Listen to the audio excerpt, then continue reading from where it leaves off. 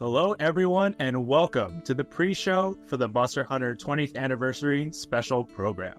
My name is Joe. I'm one of the community managers here at Capcom USA, and I'm joined by... Hey everyone, I'm Jono. I'm the EMEA Community Manager at Monster Hunter. Well, Jono, what are we doing today? Why are we in suits?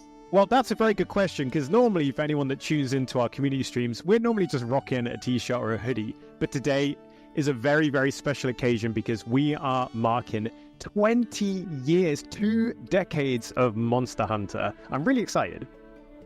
Yeah, so am I. And today we're going to be going over the results of the Hunter's Choice Top Monster Poll. We're going to reveal who the number one monster that you voted for is. And honestly, I'm super excited to reveal the results to everybody. But before we get into that, why don't we talk about, the overall show and what we're doing today. So today is really just a chance to celebrate the 20th anniversary. We won't have any crazy news or any reveals. You won't see any new gameplay or trailers for Monster Hunter Wilds, but we do have some cool stuff and cool insights from the dev team and from different community members of the Monster Hunter community. Exactly. This is really special. And, even looking at like our own journeys into the series all those years ago as players before we joined Capcom, the community were at the heart of Monster Hunter, whether it was the creator community or the passionate community themselves, building wikis, sharing tips on old forums and all of that before like the advent of YouTube and the internet as a whole and social media. So it's really special to be able to celebrate that with everyone.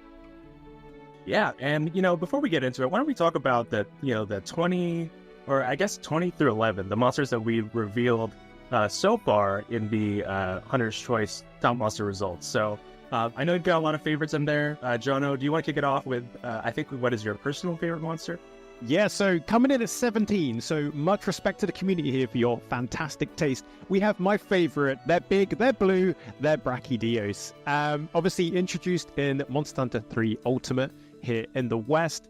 If you like slime weapons, or as they're now known as blast, this is the monster for you. I just love how it looks. I love that it's big and blue. I love the explosions. I love the music. Everything about Brachy just screams cool to me. And I loved as well, obviously playing Monster Hunter Stories and Stories 2, that you could have Brachy as a monster and fight alongside them rather than against them all the time. Yeah, I love the big old arms that it walks with and kind of just slams around and you kind of get caught in that blast radius, which is not a good feeling, but it is, it is a really, really cool monster. And obviously it has a super awesome theme song, which is really intense and I love to listen to every now and then. So yeah. Oh yeah, especially the Raging Brachy version. And that's the thing, when I was voting, I was like, do I go for Raging Brachy or the original Brachy? But it's kind of like chicken and egg situation. There wouldn't be Raging Brachy without base Brachydios. So that's where my vote went as well.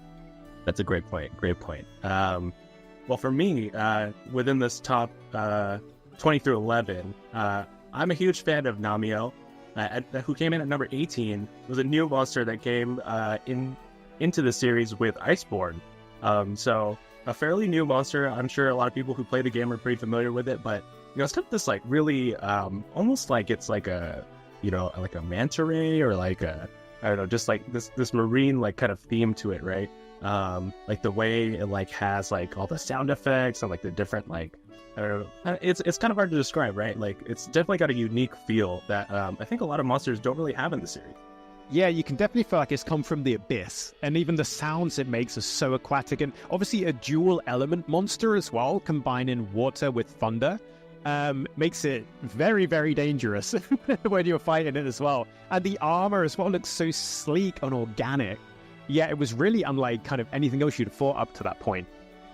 Yeah, if you were to imagine a deep sea creature that has lived for thousands of years, that would be one. It's learn to live in the darkness or something like that. Yeah, a super, super cool monster. Absolutely. And yeah, so coming in at number 16 is another favorite of mine, Safi Jiva. This was a super cool raid monster, siege monster actually, that you could fight in Iceborne. And I think what I loved the most about this was the community building of just getting everybody together and just trying to pick apart the different mechanics. I think we weren't here at Capcom when it was first revealed, so we got to experience that as fans, but just the way it was revealed to the world and how everyone kind of just had to to band together and just figure out how to take it out was quite the experience. Yeah, and also like seeing what a fully formed adult version of Xeno'jiiva was like was really cool to kind of see how the monster had kind of continued and kind of how they linked it together. And also everyone plays a very specific role if they want to within the fight. Like obviously I'm a sword and shield main, so I'd be trying to go for the tail or like go for like trips on the legs and things. But then obviously insect glaive, gunners, bow users, we always go for those wing breaks. And if they weren't in the party, I found it so hard to get wing breaks. So if an insect glaive came in or a ranged hunter, I was like, yes, more part breaks. Yeah, it's such an epic multi-stage fight. And I remember how many times I missed trying to knock terrain onto it as well with my slinger. Yeah, that was something you kind of had to like discover for yourself, right? Of just like you continue to do the fight, you see what other people are doing, and you know that's one of those things that they kind of hint to you, but it's not necessarily just like, hey, you should do this exact thing to knock over like the stalactites and the different terrain and all that. So definitely such a cool fight to discover and to learn. Exactly, and then obviously Safi's ultimate move is really quite a sight to behold and experience. They better find somewhere to hide. Yeah, sometimes I always found myself just slightly getting caught outside of like the protection zone of that like rock that's blocking for you, which I think is a lesson that you learn right away of like you make sure you're totally in a safe zone. Don't get caught outside of it. Exactly, and talking of obviously, these big attacks and kind of monsters coming in and really changing the game, the next monster, which is one of my favorites, and it came in at number 13, which is a fantastic achievement for a monster which I think is actually the most recently added new monster to the whole franchise. Correct me if I'm wrong. And that is Primordial Malzeno, obviously kind of like crowning off Monster Hunter Rise Sunbreak's story, kind of putting it to bed as the sun sets in a really, really satisfying way. Primordial Malzeno obviously is kind of like the uncorrupted pre-Curio version of the flagship Malzeno. So it's such a cool evolution and version of the monster, and I love how it fights. It looks like a knight in shining armor. It fights almost like a lance or sword and shield user with really interesting combos and jabs. And no spoilers, but I really love how the story version of the hunt goes and how the climax unfolds and what happens. It was a really surprising twist and a great way to kind of wrap up the themes of Sunbreak. Yeah, you said it all, Jono. I mean, you didn't think that Malzeno could get more, I guess, regal and menacing. Yeah. And somehow they topped it, right, with Primordial Malzeno. And it's such a great fight. And yeah, obviously, we don't want to give any spoilers for anybody who hasn't played it yet, but the way the fight plays out with the culmination of the Sunbreak story and the way it ends is just awesome. So yeah, definitely a great way to cap off the adventure with Sunbreak. And obviously the armor and weapons look really, really cool as well. I'm a sucker for my fashion. You know that.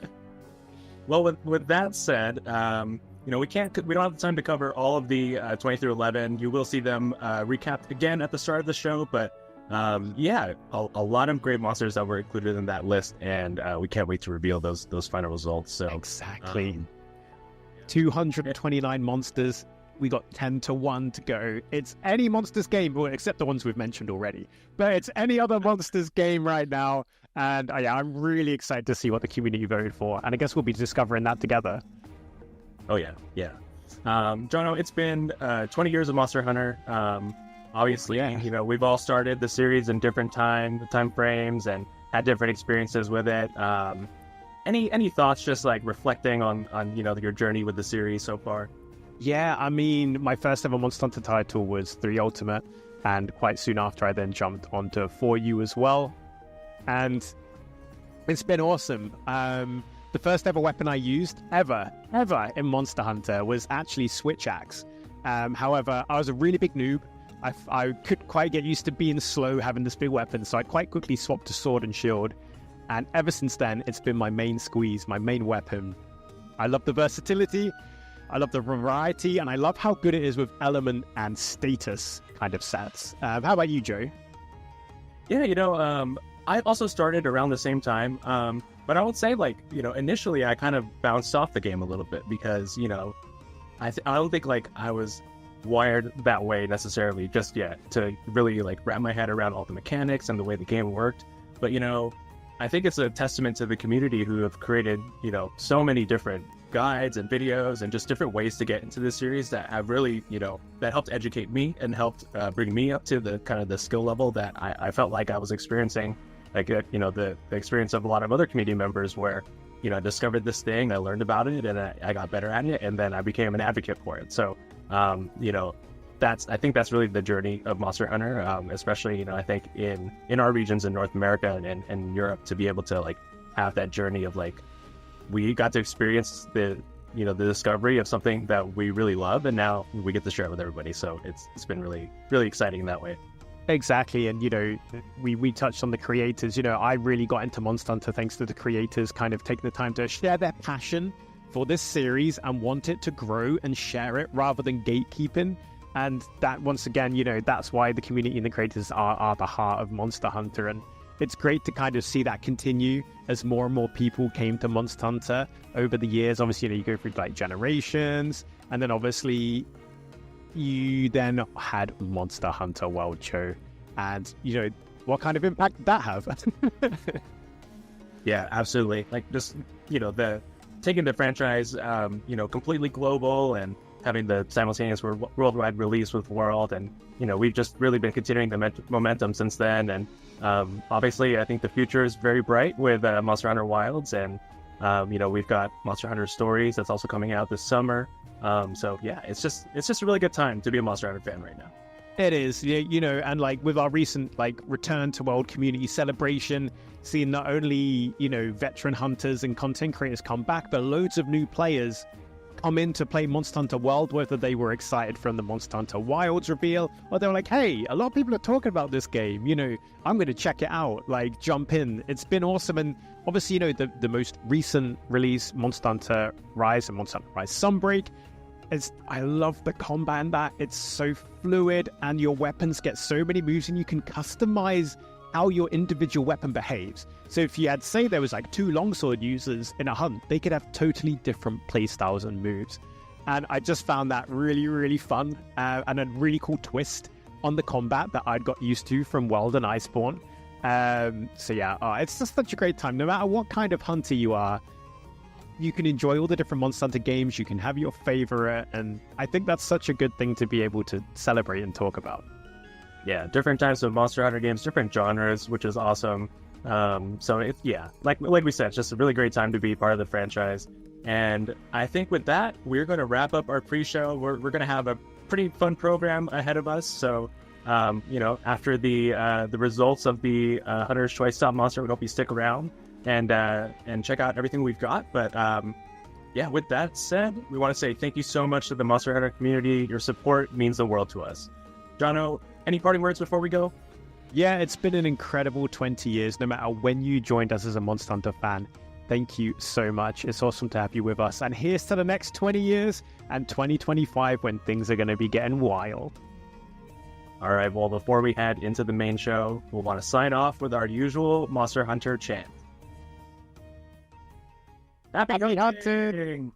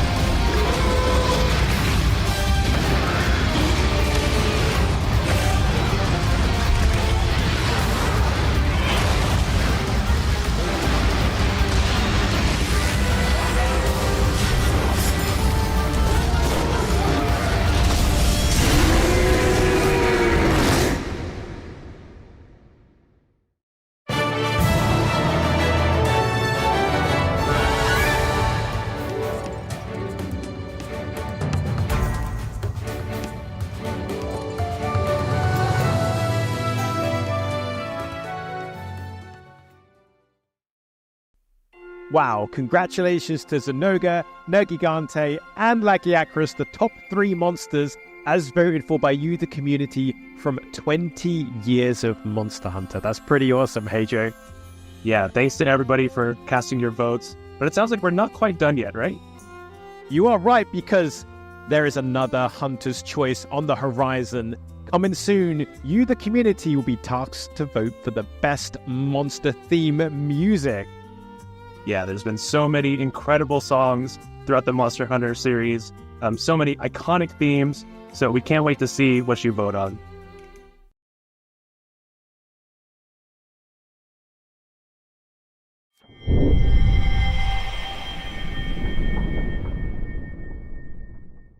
まずその初代モンスターハンターが生まれた経緯、そのネットワークそうゲームを立ち上げるぞみたいな。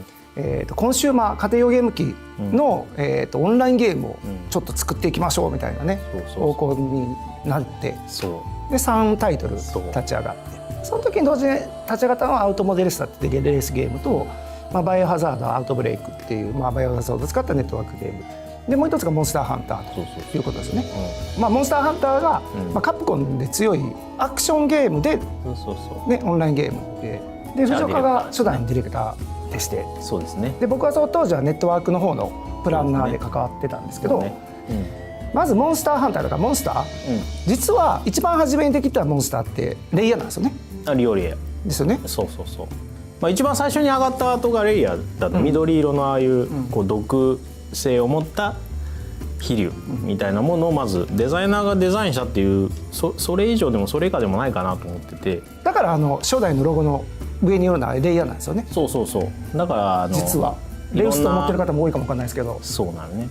だからその前身もあったよね、モンスターハンターになる前、ありますね。ファンタジーを作ろうって言ってた頃は本当に普通のドラゴンデザインしてたし、もっと本当に王道なスタイル、魔法使いもまだいたし、王道なすごいスタイルだったんだけど、なんか自分たちのオリジナルってなんだろうねっていう時に、もうそういう魔法使いとかじゃなくて、で王道なドラゴンじゃなくて、もっと自分たちなりのこのデザインされた生き物をちゃんと作ろうってなって、リオレイヤーデザインしてくれたんかな。アイルもデザインデザインね、全然違いますもんね。全然もともとデザイナーがやってたのはチャチャブみたいな、ちょっとゴブリンみたいなやつですよね。そうすごいこうバキバキのもうゴブリンでさ怖いわ言うてあれ本当ちょっとしたことですけど本当よかったです。ちょっとしたことだけど本当よかった。あのまま言ってたらねやったらもうバキバキのこんな怖みたいなやつね、いやマスコットやったからマスコットじゃないマスコット誰が今はもう全14部機種になってますけど、当時はもう6種。もともとが、でっかいモンスター倒すんだから、ハンター、プレイヤーの武器もでっかい方がいいでしょみたいなところから体験とヘビーボウガンやってね、癖強の2つから始めてたから、そうですよね。初め体験したもんね、ずっとね。でその後増えていったのもハンマーとかランス、重いのばっかりでこれいるやろって言ってさすがにいるやろ、ザクザクいけないやつばっかりでねってなって片手剣とライドボウが増やして、それでなんかキャラクター性が一通り揃ったんよね。だからもう、まずは最初の6武器をちゃんと作り上げようっつって、まずはそこからかな。一個一個の武器がもう全然仕様が違うから癖が強すぎる。特に当時はボタンじゃなかったですからね。スティックでしたからね。スティックで攻撃してたからな。東京ゲームショウとかでこうアテンドするじゃん。プレイヤーの遊び来る子触ろうとするやん。大体みんな普通はこうボタンに手やるやん、すぐにピッて。そうだね。ボタンじゃないんですよこれレバーなんですっつって、こっちなんですってねまずそこから持ち替えさせるみたいなね。今のモンスターハンターのプレイヤーの方もそうなんですけど、やっぱあの時からやっぱりその助け合いであったりとか、その情報共有であったりとか、すごくなんでしょう、あの時でそういう言葉あんまりないかもしれないですけど、結構コミュニティみたいながねできてたんですよね。やっぱりなんか自然発生してたしね、その助け合うとかね。昔はもう入ったらこう大チャットっていう大チャットみんながチャットの中にダーッと100人ぐらいがなだれ込んできてでラオシャンロン張ってますみたいなログがブワーってずっと流れてて、でそれに群がっていくその人たちがいる。いざ入ったらラオ何したらいいのみたいな、ね、全然分からない教えてくださいみたいな、尻尾に引かれてやられてしまいますみたいな何してたらいいんでしょうかって。そうですね。そうそう、まあ、ドスからやっぱり古流がやっぱりそうねスポット当たってきてるので、まあ、それもなんか今のひな形になったかなというか、その大型モンスターとしてのモンスターたちっていうのが基本的にはこの世界に屋台骨なんだけど、そのワンクラス上のやつらがいるっていう、そのなんていうかな、ファンタジックな部分っていうのを古流っていうやつらが持ってて、だからそいつらが出てきたらもう受け入れるしかないみたいな存在だから、そういう存在をなんか作れたっていうのは、なんかモンスターハンターのゲームのデザインしていくとか世界観作っていく上ではなんかすごいあの当時ああいう仕掛けをしといてよかったかなっていう。そうですね、本当になんか特別な存在でしたからね。ドスの時も特に、そうそうでラージャンとかもそうだしね、そのどこでも出てくるすんげえ荒らしてくるやつみたいな、急に出てくるやべえやつっていうのはなんか作りたいなって、ラージャンは今でも大活躍ですからね。大活躍ですからね。で大闘技大会っていうのねありましたね。あったやろ。捕獲したモンスターを自分のパートナーとして出て、でこの戦えるんですよね、対戦できるっていう大闘技大会っていうモードがあったんやけど、ラージャンもゲットできるのね、でラージャンがゲットできたらもうほぼ一択でラージャンが強いっていう世界やったんやけどモンスターもこう餌を与えていくと強化できるんだけど、そのラージャンの強化する素材がキリンの角やって、でそう設定的にもね、そうで今となってもそれが設定としてはこう、キリンの角を食うっていう設定がラージャンに残ったっていうのは、そっからっていうのがあるそこって思うけど、なんかそっからもうキリンの角を食う。もう最近ではデモで出てきますからね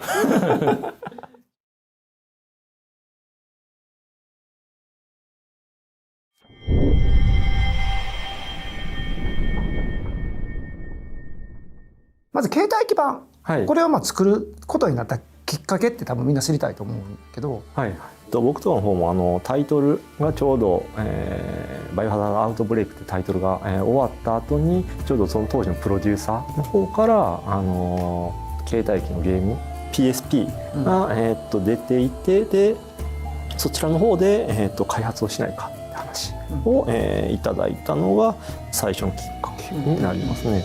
ドスとの連動っていうのがあって、実はヤンガルルがあって、そこで生まれたモンスターでね、ヤンガルルが行き来するモンスターみたいな扱いで、生まれたのがガルルガなんですよね、本当はね。そうですね。何かしらこうドスと、ポータブルの方でこう世界観を共有しながらちょっと何かゲームみたいなのを作れないかっていうので、そういったちょっと新規のモンスターを作って、ちょっと確かに試みたのは大きなちょっと挑戦でしたねあれも。でここで今となっては大人気のモンスターのティガレックスが生まれると。最初、メインモンスターを新規で何かしら作ろうって話になったんですけども、モンスターハンター無印とかに作った設定資料とかめちゃくちゃあるんですけど、ワイバーンレックスって言われるこう飛竜の原種みたいな、昔にいた生き物みたいな、そういうふうな設定のやつがあって、そこらとかは使えそうかってので、恐竜とかもやっぱ T-Rex とかそういったのもやっぱり人気の生き物だったりとかする、そこらと飛竜、モンスターをかけを作ることでインパクトの強いものができないかなっていうので、考えたものにはなりますね。あれだっけ、僕がガウシカにボコられたんて、そうです。あれセカンドの時やっけ。セカンドの時ですね。なんか一ノ瀬に呼ばれてテストプレイやってほしいって言われて、超強いガウシカでねテストプレイやっててボッコボコにされて、どっかまでも追いかけてくるガウシカで、最後もう丘の上から俺弓打ってたもんそれ見てガウシカ調整しようかな。いや分かったんちゃう、じゃあちょっとまずいかな。どう考えても分かんておかげさまで。セカンド G が今までのモンスターハンタータイトルの中で一番開発期間がやっぱ短くて、そうですね。で初めにコンセプト企画書って作るやん、はいはいはい。あれのバージョン 1.0 っていうのがあって、はいはい。でそれが、2007年の4月の25日やった。実際作り出したんでそのもうちょっと後やねんね。はいそうですね。っていうと1年やっぱかかってなくて、いやこっちはかかってなかったですね。実質あれ10ヶ月かかってないかな。それぐらいはやってるような気がしますね。ナルガとかもなんかもう即なんか用意したような気は。そうやね。もう検証なんかできへんかったね。ですね。なんかもう早い木が作ろうって。早い木がちょっとね、変化球的なモンスターにしようっていう、ダークヒーローじゃないですけど、ちょっと線外したような形のかっこいいやつをちょっとしてみようかっていうので、なんかあの形にはなりましたね。オープニングのナルガがねまだ本モデルじゃなかったからシルエットだけ見せてごまかせるようにしたね最後目だけ引かせシュッてね、いい感じに盛り上げるために新システムというかオトモアイルを入れるというね、アイルーとかをちょっと動かしてみよう、できるかなみたいな話をした時になんかちょっと動かせましたみたいな感じで、これはいけるって話で案外いけるかもっていうので次にちゃんがディレクターとしてかかってたのが P サードと今回20周年で企画でやった、モンスターの人気投票、1位になったジンオーガジンオーガさんすごいですね。生まれてるというところやね。ジンオーガの開発もやっぱり時間めちゃくちゃかかったねこれね。正直今まで僕がやった中で一番苦労したんじゃないかなと思いますね。何ヶ月かかった？もうこれもう立ち上げから最後までの2年丸々使ってると思うぐらいどういったアクションをちょっと遊びのサイクルに持ってくるかとかなかなか決まんなくてで叩きつけるみたいなところからちょっと遊びを軸にいろいろと来航中のサイクルですかっていうのをちょっと作っていったって感じはありますね。デザインとかもだいぶ最初の段階二足歩行で立ってましたからね当初はそういう風なネタとかもありましたね。初めて、結構和のテーマが入ってくるという、そこでだから温泉とかもやっぱりここで初めて登場。モンスターハンターとか結構衣食住っていうか生活をベースにした、テーマのゲーム、何か生活感を感じるもの何かないかなって話をちょっとその当時とかの企画のメインの方と一緒にちょっと話してて、洗濯かお風呂ぐらいかみたいな話になって風呂はなんか気持ちよさそうやし、なんか温泉とか、日本人の感覚でいうとやっぱりこう気持ちよくてリフレッシュする感があるんで、なんかそこら辺のところちょっとモチーフにやりたいねって話してで、もう風呂しかないっていうか温泉しかないっていうのでちょっと、こう食事に変わるシステムっていうのでちょっと入れた感じではありますね。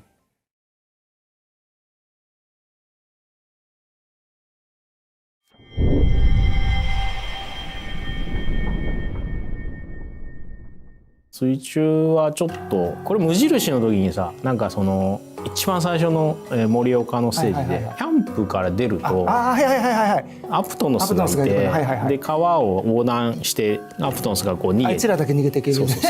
でうわもうここ入らせろみたいなこの欲求が強かったよね。そうですね。で欲求は大事にしたいよねっていうのと、チャレンジは1個何かやりたいっていうのがあって、モンスターとこう立体的な関わりができるんだったらすごいいいんじゃないかなっていうので、水中っていうのとメインのモンスターを据えようっていうので、そこはワンセットでも面白くならない限り水中はフィックスしちゃダメぐらいで勢いでやってたから、そう外せるぐらいの覚悟でね、もうくらいの覚悟でもう最悪埋め立てるっていうラギアクルスチームみたいなのができた。もう絶対おもろするっつって割り切りどころもこっちは提案してたけど、いや絶対もうこのシームレスにやれるのが絶対楽しいし、それを実現したいですっつって、すごい意気込みで作ってくれて、360度いろんな角度で関われるけどアクセスしやすい感じと、なんかそのやり取りがモンハンライクっていう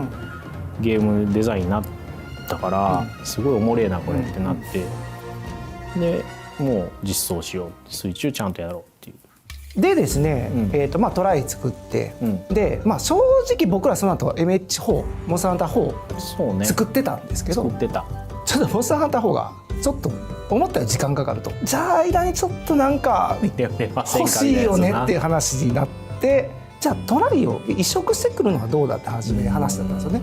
でも移植だけやったらあれやから、せめて水中やからガノトトス足そうみたいな、こうやってたらなんか G 級も入ってるしモンスターめっちゃ入ってるしこれやばないって言ってタンジアっていう新しい拠点までできて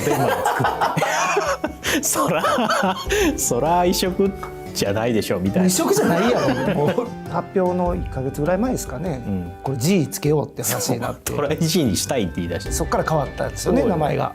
地形周りでちょっとチャレンジしてたっていう、そうですね、ジャンプ攻撃作りたいとか、高低差ね、そうトライのそのちょっと水中の高低差での遊びみたいなのがやっぱどうしてもこういいなっていうのもあって、それをもう少しこう陸に持ってこれないかっていうのもあって、当時のゲームアクションゲームのスタンダードがもう高低差ありきのレベルデザインにもなってきてたから、まあモンスターハンターっていうゲームが今後も戦っていくためには高低差のあるフィールドに自分たちもちゃんとやらなやばいろっていうので始めたっていうのもあったから、やっぱりでもここで高低差入ったのはすごくやっぱ大きかったですね、そうね、できるっていうのが ねそれが上からのアプローチとか下から上を取られた時どうしようとか、いろんな思考がこのフィールドの地形に対しても考えれるようになったっていうのは、それはやっぱモンスターが対応する、プレイヤーが対応するっていうのが大きいから、まあ、それができるようになったのは良かったかな。方でいうとまあゲームスタートした後にこう、ね、ドラマチックなところから始まるみたいなね。4はとにかくそのいろんな要素を分かりやすくしようっていうか、キャッチーにしようっていうので、もうちょっと開放感のあるテーマにしようってって冒険っていうのをすごい分かりやすいキーワードを1個入れようって言って冒険って拠点を転々としながら、まあ、お話が進んでいくっていうのは1個やりたいんですね。だからそこにキャラクターもすごく必要だし、描かないといけないその物語もやっぱりしっかり書かないとこう展開作れないから、だからそこは一番4で取り組んだとこかな、ここで、現状の全14武器種が揃うんですね。全部のね総中根とチャージアックスが追加されると、そういうジャンプに結構フォーカスしたゲーム性だったから、そういうのをユニークなその性能として持っている武器があってもいいんちゃうかっていうのと、これも無印の頃のイラストなんやけど、なんかこう鷹匠みたいな、鷹をこう操る職業みたいなイラストがあって、なんかおもろいことできんかっつって、まあ、虫を操るその根、総中根、チャージアックスの時はもう分かりやすい武器作ろうぜみたいな、まあ、スラッシュアックスとこのちょっと対になるような、もう分かりやすい武器作ろうっつって、まあ、合体変形が、まあ、結構コンセプトにある武器で。ゴアマガラが今回のモンスター総人気投票でやっぱり北米だったらなんかやっぱりね人気あるんですね。特にゴアマガラってテーマ的にダークヒーローみたいなのがあったじゃないですか。それで結構海外で受けてて嬉しいですよね。そうね、海外だと 4G かな、とか、まあ、展開した時も海外のコミュニティを感じるようになってたから、トライから取り組み始めて、で 4G とかでも結構やってですよね。だからいろんなとこでちっちゃなこのイベントやってるのもちょっと顔を出させてもらったりとか、まあ大きなコミュニティとちょっとコミュニケーションを取る場を作ってくれたりとか、まあその頃からすごい感じてたけどな。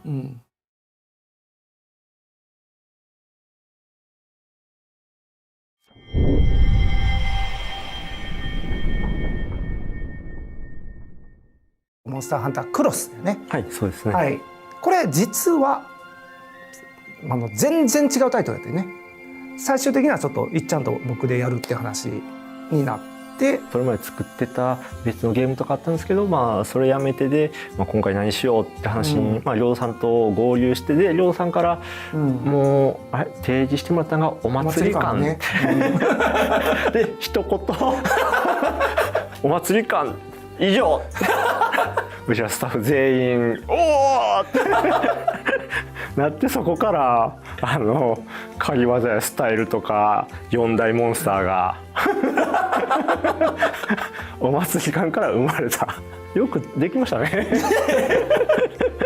みんなよくそんなねキーワードでここまでね広げてくれたわっていうぐらいやけど、言わなあかんところで言うとやっぱり仮技とスタイル、はい、3DS できる、タイトルとそれも何タイトルか出てきてるんでやっぱりちょっと、ゲーム的にも何かちょっとアクションの部分で新しさとかがないと、やっぱマンネリはちょっとし始めるかなっていうので、既存の武器のところに何かちょっとシステムを加えることで遊びを広げられないかなっていうので、ちょっとこういったシステムをちょっと入れることになりましたね。お祭り感とこのキーワードのところから懐かしかった頃に戻れるみたいな、そういったものにしたかったので、過去にあった村とか、そういったものを、持ってきたりとか、4つの拠点か、でその4つの拠点にそれぞれ4つのモンスターを置いてって感じで、キーワードを4っていうものにしたんで、スタイルの数も4だったりとか、そんな感じでちょっとまとめていったって感じにはなりますね。4大メインモンスターの中で、個人的にはその後結構厄介なのがガムートなんですか。でかいでかいのが厄介なんですか。いや結構ほらあっこに出そうとかってなった時に、そういうことそういうこあいつだけどでかいから。でも当時はでかいマンモスが出したかったんですよね、どうしても。でも全然ガムートなんかいい感じにすれば出せるんじゃないですか。そうやね、ガムート子供とかおらへんのかな。ちょっとちっちゃめのやつおれへんか。この時に出たのが、お祭り感もあってニャンタオトマイルのとこ、ちょっと何かしら手を加えた方がいいかなっていうので、実際もプレイヤーとして遊べてみても、お祭りっていうことなんであれば、いいのかなっていうので、最初やっぱゲーム的にどう調整しようかなってところもあったんですけど、もうかなり遊んでもらって、今でもやっぱりユーザーの人とかね、ニャンターとかないんですかっていうような意見とか、やっぱそういうの目にしますもんね。それね、クロスが発売されて、その後にタイトル名としてはダブルクロスと市原君がディレクターでやってくれてて、エグゾプライマルのディレクターやってる平岡がメインプランナーでやってくれてて、当然の流れとして仮技とスタイルを足すんだろうなっていうのはあったんやけど、スタイルを2つ持ってきたよね。そうですね。すごい調整量が G になって作るもんと掛け合わせがすごかったですね。前の仮技とかにも全部掛け合わせ見ていかなあかんから、結構2つ足すってえらいことなんですやけど、やりますって言って最後まで走り切ってくれて、で、ここでモンスター的生まれたのが、これも結構大人気、バルハルク。バルハルクって、ちょっと一風変わったモンスターに見えたと思うんだよね。あれってどんな経緯とか。元デザインのところシャチベースとかなんかそんな感じじゃなかったかな。からちょっと、空飛んでるもんなんで、最終的に今の形になったっていうのは、鳥とかそっち側の方か。そしてここでなんと2つ名でモンスターがこの、メインモンスター扱いとして入ってくるっていうね。ここでディアブロスと。めちゃくちゃ強かったですね。強かったな。早かったな。ですね。モードも複数切り替えて、後半に行くほどか、だんだん戦闘スタイル変わってで、こうゲームしても手に汗握るような。そうやね。ディアブロスってね、初代から出てるんやけど、ここでね一番スポット当たったかもからね。確かにそうかもしれないですね。特徴的な色にもねしてたんで、結構印象にはモンスターになったんじゃないかなと、2つの中でもとは思いますね。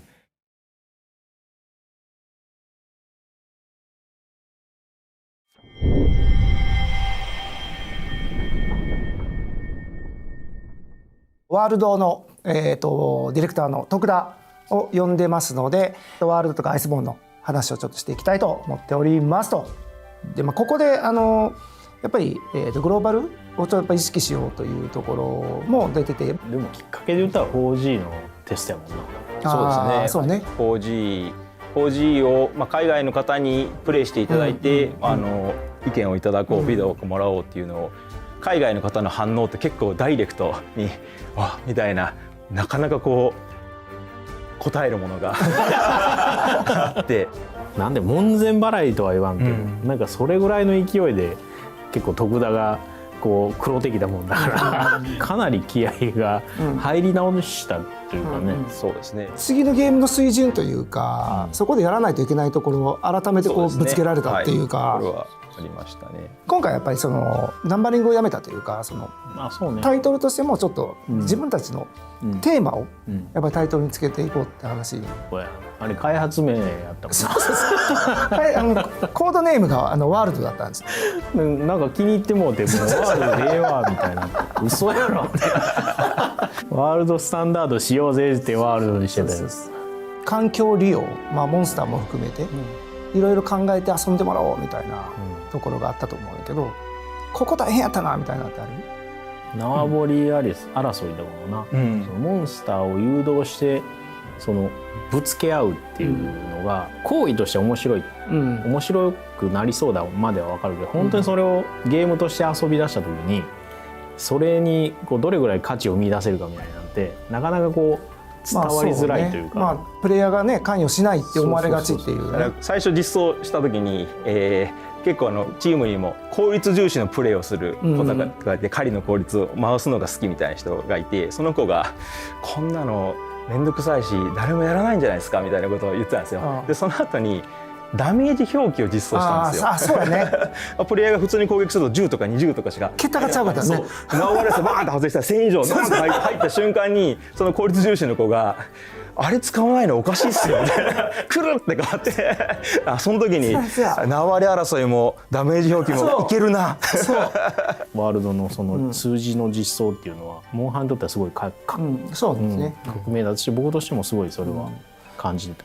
今回モンスターの人気投票やって2位がネルギガンテ、で、ネルギガンテのこだわりってまず古竜が集まる、生態系を含めたお話にしたいっていうのがあったんで、何がいいかなって考えてふと破壊と再生言ってたねそれを隣にいた藤岡さんに「破壊と再生どうすか?」って言ったらおもろいなずっとね再生能力あるからこそその自らが傷つくことも厭わず攻撃するみたいなそのアクション性も含めて体現できたら、張りのあるモンスターになるんじゃないかなみたいな。だからアイスボーンの最後もネルギガンテに美味しいとこ持っていかしたかったよね。生きてたみたいなネルギガンテらしいこのなんか持っていき方がちょっとあれはなんかやりたかったよね。ワールドでは結構タイトルアップデートでコラボとか結構多く入れたんですけど、逆に言うとアイスボーンは既存モンスター、シリーズモンスターの人気どころをちょっと入れていこうっていう。単純に僕の一個の心残りというか手強いモンスターがちょっとコラボキャラばっかりだったんで、やっぱちゃんと自社というかモンスターハンターのキャラにしたかったよね。だからミラボレアスはもう最強にする。ミラは揉めましたね最後の最後まで出せるかどうかっていう議論をずっとしてたね。ステージも足すし、お話も作り出すし、ムフェトからアルバトリオンでミラまでちょっとこう伏線をちょっとずつ張りながらミラに持っていってたから、ラインでこうつなげていこうみたいな、やっぱ締まりましたね。そういう意味ではねすごい締まりましたね。今でもずっと遊び続けてくれてるし、やっぱりそのワールドアイスボーンっていうのはちょっとああいうこの世界観の広がりであったりとか、その本当にモンスターハンターの世界って結構ねずっとこだわったところが一気にこう広がったというか感じがしますよね。ラージャンのキャプチャーの映像を出したんですか。昔はもう全部手付けだったじゃないですかモンスターの。そうだね。でモンスターもそろそろやってみるか。キリンのこう角をバキッて折るとこペットボトルバーンって折ってうわーってやってるっていうね。前話したけどそれ徳田があれでしょ。そうですよ。ドスの時に大闘技会そうでキリンの角を食べるとめちゃくちゃ強くなるっていうのあれが成人の儀式なんですよとかいろいろ言ってて、それを回収してくれたんですよね。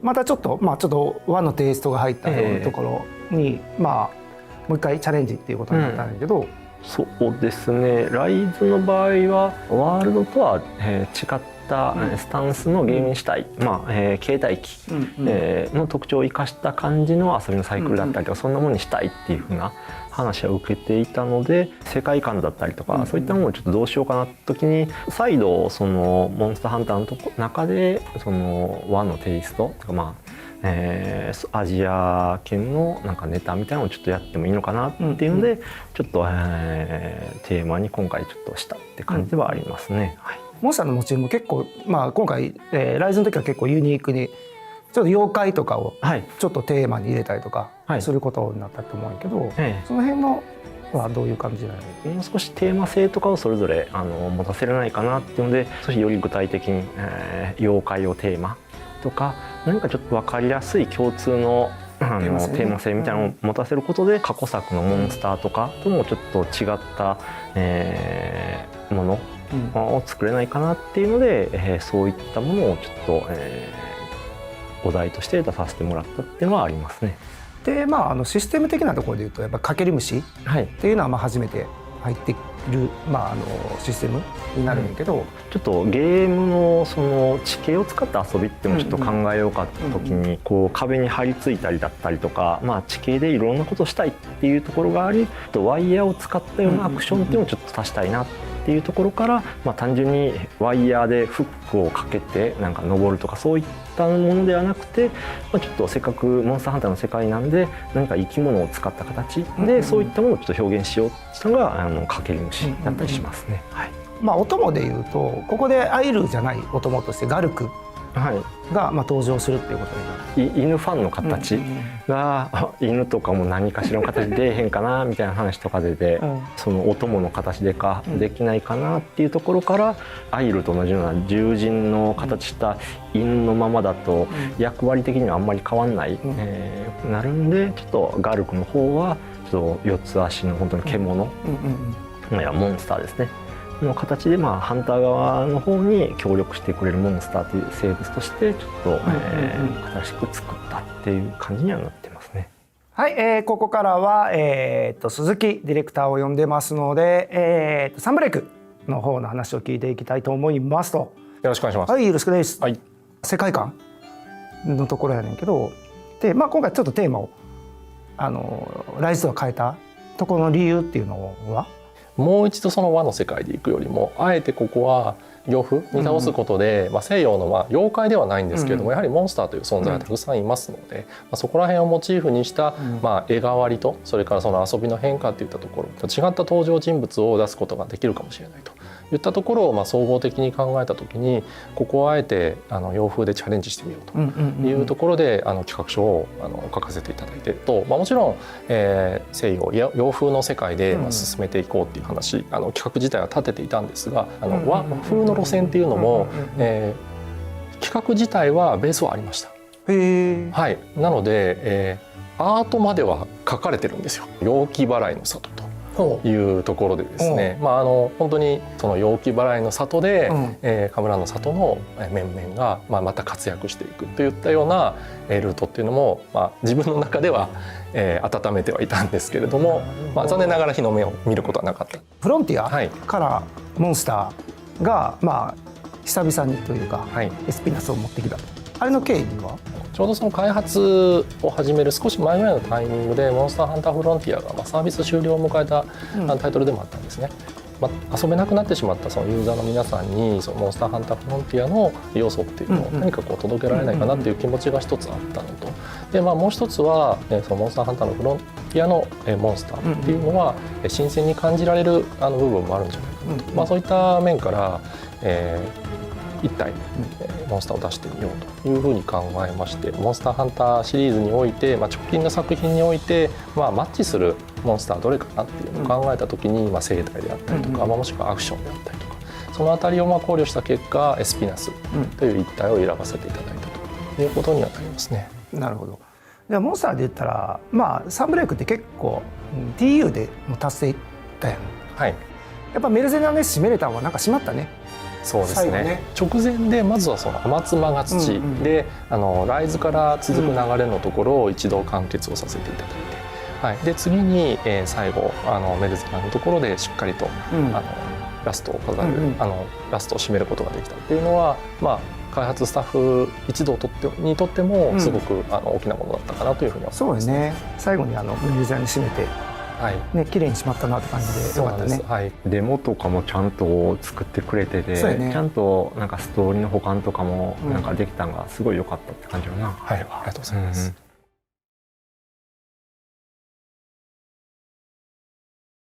Next up is this. Oh, is that Street Fighter? It looks like it. There's some familiar faces there. This is looking really cool. So it looks like a special collaboration between Street Fighter 6 and the Monster Hunter 20th anniversary is on the way. Super excited for this, and I can't wait for it. Same. I wonder how you can hunt a street, though. Looks like you could don Rathalos gear. Oh. And there is the classic Monster Hunter Greatsword there. Yeah, that's a Wyvern Jawblade. Oh, and it looks like you can take it into your World Tour adventures. So a little bit of a clash between worlds right here. Nice little pun there. And you'll be able to show it off in avatar battles with other players. Looking pretty awesome. Oh, and that's a Rathalos photo spot. All right. The King of the Skies himself. Yeah. And some little Palico buddies as well. Yeah, the Battle Hub will be proper Monster Hunter themed, and that's looking pretty awesome for any hunters and Street Fighter fans. Well, this collab is dropping in April, so be sure to watch out for further details. The Monster Hunter Now Celebration 2024 is happening right now in Monster Hunter Now. And as part of that, hunters can receive a special hunter medal, including the main logo of the Monster Hunter series 20th anniversary by completing special anniversary-themed quests. Now, hunters, get out there and join the hunt because these quests are available until Sunday, March 24th, 2024 at 11:59 p.m. in your local time. The Hunter's Choice top monster was announced today, and Zinogre took the #1 spot. In celebration, the following events will be held in Monster Hunter Now. Zinogre's guaranteed appearance at Huntathon points was planned to end on Wednesday, March 13th, but it turns out it will be extended until Monday, March 25th at 11:59 p.m. local time. But wait, there's even more. The second major update, the Vernal Invader, will go live on Thursday, March 14th, 2024. Now, prepare yourselves, hunters, and check out this recently released teaser.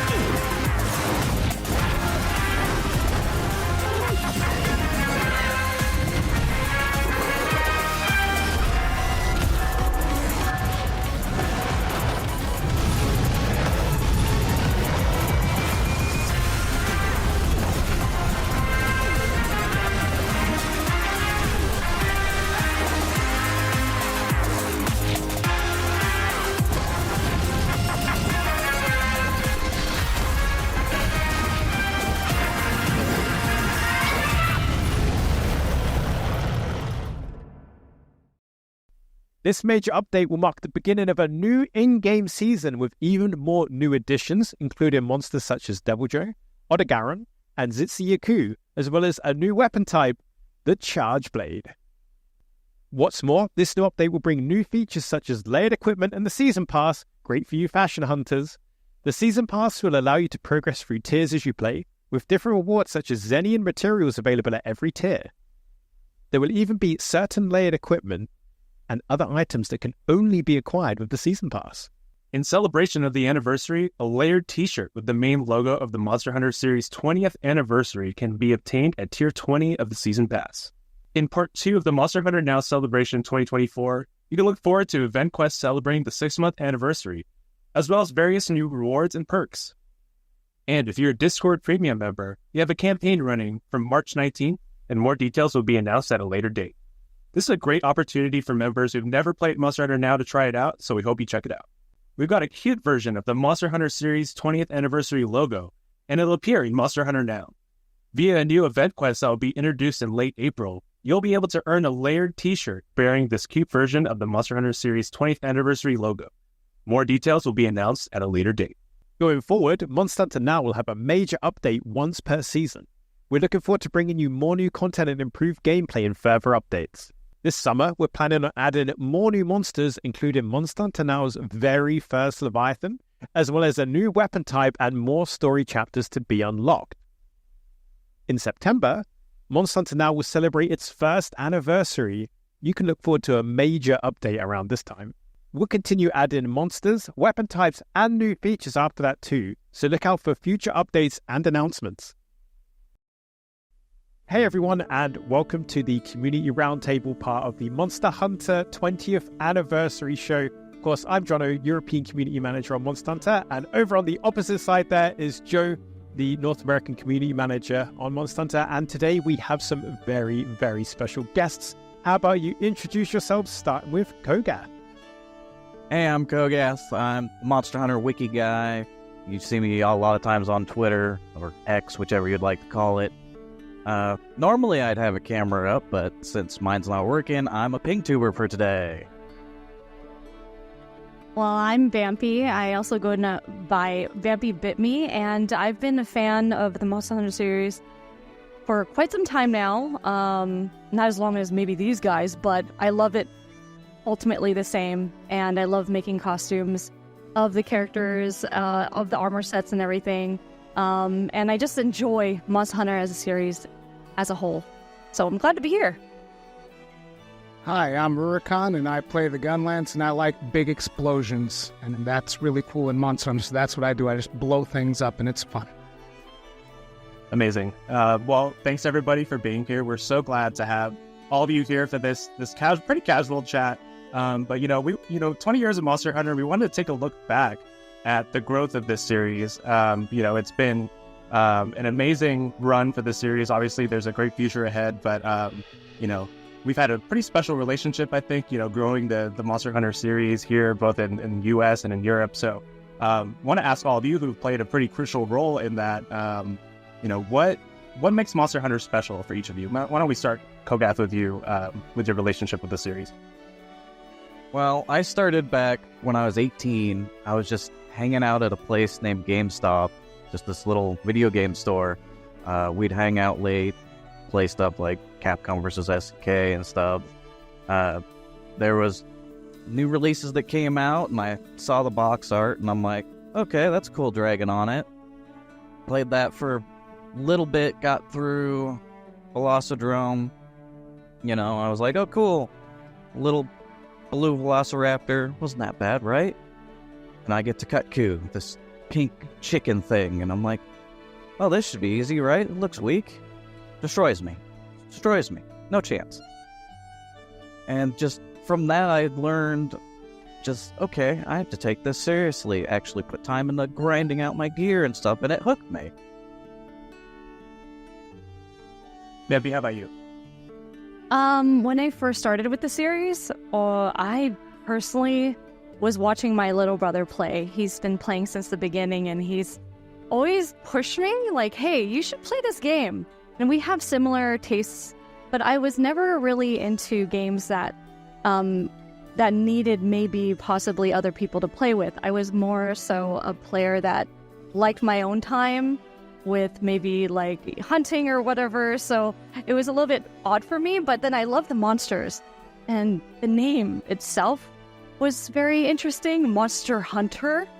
So obviously you hunt monsters, right? So I tried it afterwards with 3, and it honestly got me hooked. Ultimately, it hooked me because of the dialogue. I think that's the main thing that got me in the beginning, and the monsters, but Guildmarm literally made me roll every time she talked. So I was kind of stunned that this kind of game had that kind of dialogue, and also the music. I still listen to the music to this day when I'm like just doing chores and stuff, and I just ultimately love everything about Monster Hunter. It's just so cute. Love the palicos. I love all the weapons that you can, hunt with, and also the community.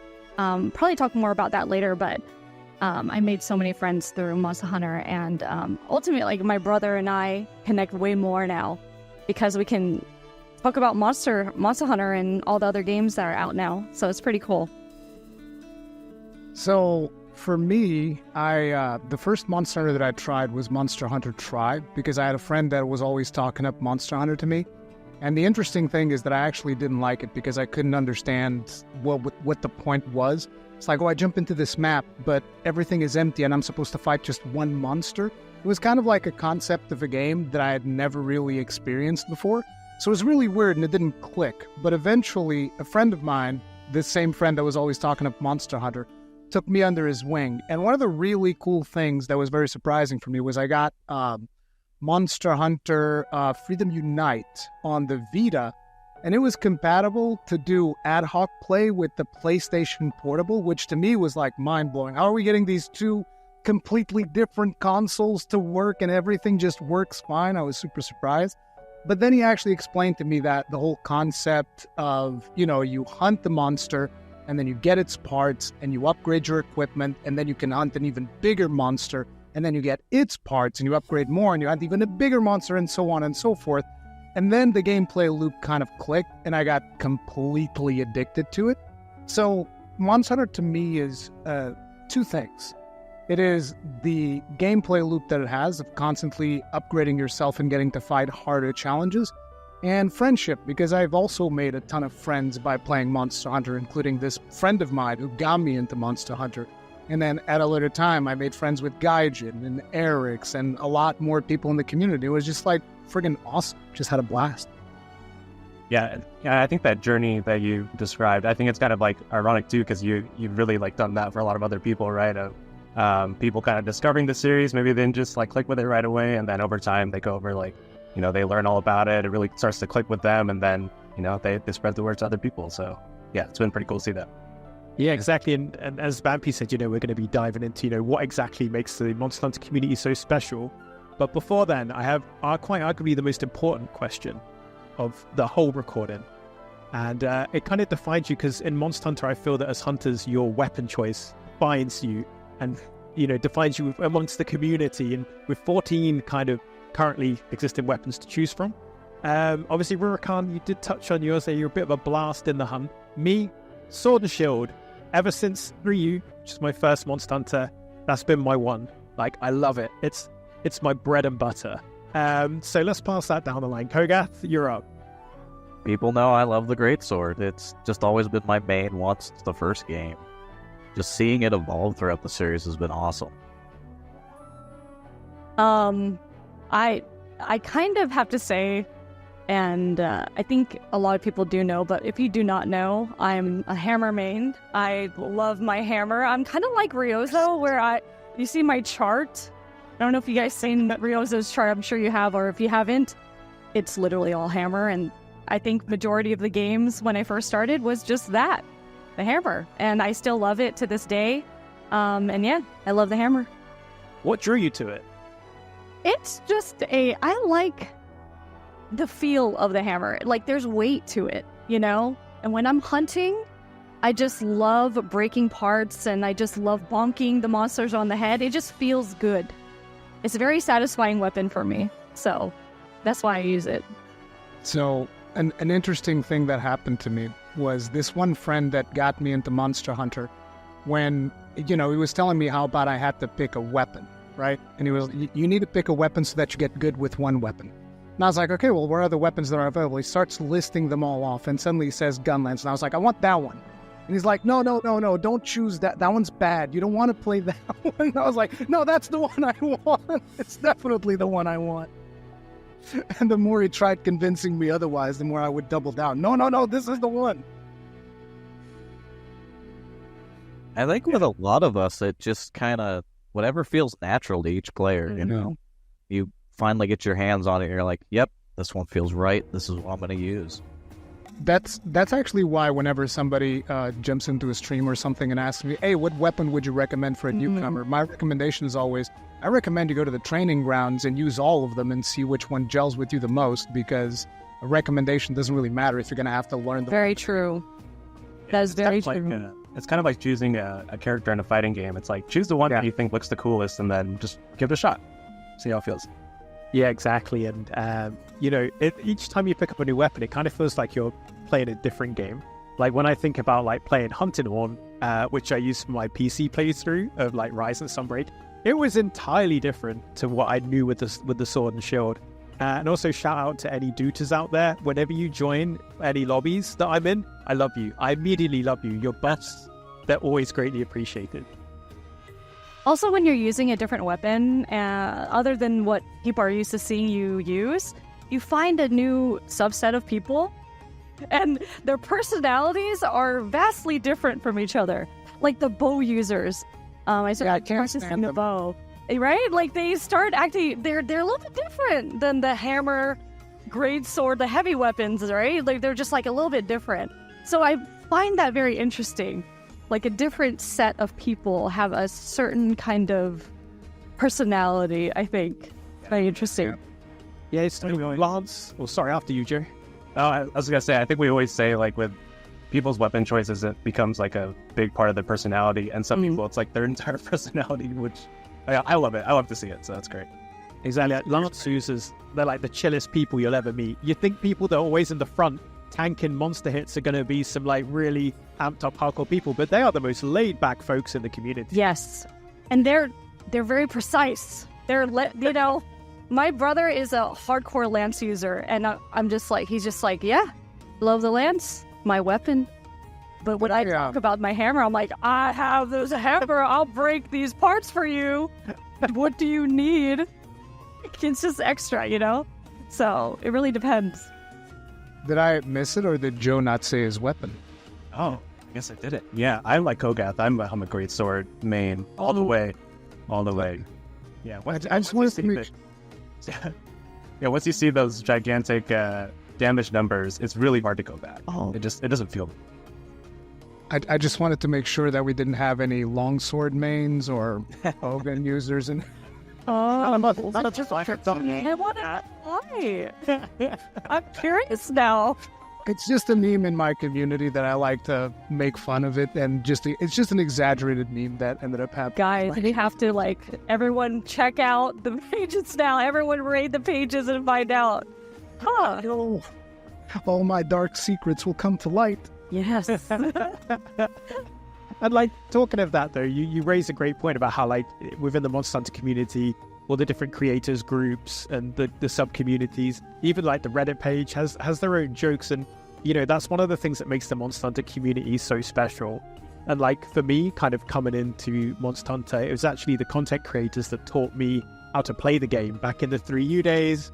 I had my little my 3DS and all of that, and I didn't know how to play this game. I loved hard games. I kind of started my Devil May Cry and things like that back in the day. So I had this hunger for boss fights and hard fighting, and I heard about this game called Monster Hunter that was from Japan, and it's hard. It's the same people that Devil May Cry, and I was like, I'm gonna check that out. And I had no idea what I was doing. I had to collect stuff. I have to sharpen my weapon.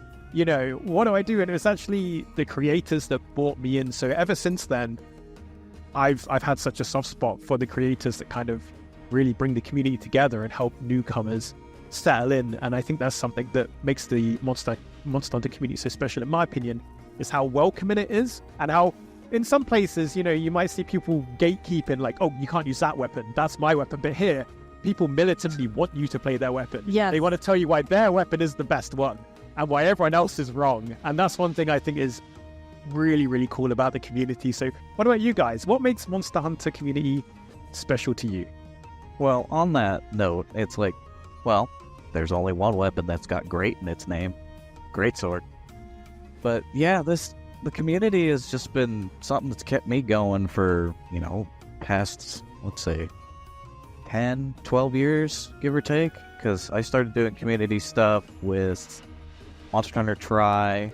I did a couple videos, and then 3 Ultimate, I'd always make sure, there's a new event quest, gotta get a video out, But when I started doing the wiki stuff, it was all about me wanting to give back to the community, wanting to help them any way I can. If it was, teaching them how to play the game or teaching them where to find stuff. And I don't know, it's just always been such a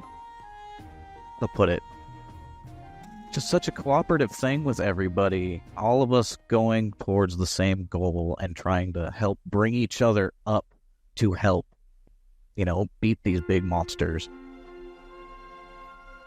I love that story because I relate so much. I think all of us do, especially with the community, because I was new too. So back then they would have caravans traveling, and I would go to all these caravans, and my friend brought me, and they're like, you need to meet the community. I'm like, online? They're like, no, you just meet them in person.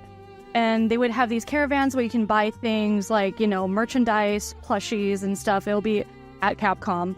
And I would go with my 3DS, and people were just talking to each other, and I was not used to that in line. And everyone was just comparing each other's monsters, favorite weapons, and it's just that energy when you're around everyone talking about the same thing. Obviously, this amazing game, Monster Hunter, right? So everything was very interesting to me because I'm like, everyone's actually really nice.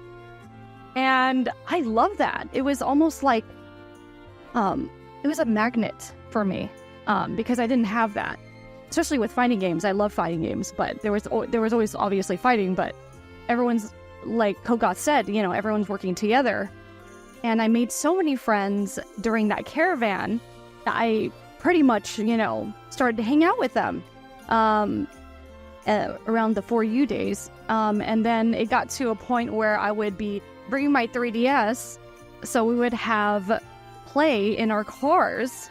And of course, it would disconnect sometimes, and that'll be the worst. We'll be playing against Crimson Fatalis or something. And if someone fought, I'm not there anymore, so good luck, And we would just have the funnest time laughing at each other. And it's just so fun. It's so fun, and it's actually not as serious as people make it out to be all the time. It's actually hilarious because you see everyone panicking in these moments, and you see everyone, working together and rising up. It's so awesome. Yeah. I think that really touches upon the point, which is that the Monster Hunter community is very much a super cooperative community, which really just tries to bring more people into their game, which doesn't always happen with a lot of other video games that you have out there. And it just seems like it's one of those things where if somebody has a question, usually people don't go and start making fun of them. It's usually more like, hey, try it like this. Maybe you're doing this thing wrong. Like one really good example is, for instance, HeyJ. I don't know if you guys remember, HeyJ made his video where he said, oh, I actually don't really like this Monster Hunter Rise thing. And the community went up to his video and showered him in comments, basically saying things like, hey, maybe you should have tried it like this. Maybe you should have tried this thing. There wasn't really a negative backlash or anything like that. And I think that is one of the most perfect examples of the community getting together to kind of just celebrate the game and try to be as inclusive to newcomers as possible, even people who have a negative opinion on the game, which I was very impressed. Even though I was aware that because I had been creating content for the game, I was aware that the community is very positive. I would still expect more people to come out and be like, you don't know what you're talking about or something like that. There was almost none of that, which is almost unheard of for a lot of communities, I would say. So yeah, I was very impressed. Yeah, I think it's one of those things that comes from the series kind of having more humble beginnings in kind of the Western territories and being a phenomenon in Japan. And I feel like anybody who got their hands on it here in the US or Europe were just super, super excited about it. They just want people to understand this game is so good. You need to get it. You need to get it. And so I think it's just created this groundswell of everybody wanting people to play Monster Hunter, just to try it, just to understand it. And it's really created a community that's super positive and welcoming. So yeah, it's really great to see. Yeah, we had all these niche little communities, and we just want more and more people to come join us, Come on, come help with this Rathalos. And, oh, you need help with that monster? I'll help you out. No worries. And we just keep getting together and growing as a family. I did so many Alatreon lobbies. It was insane.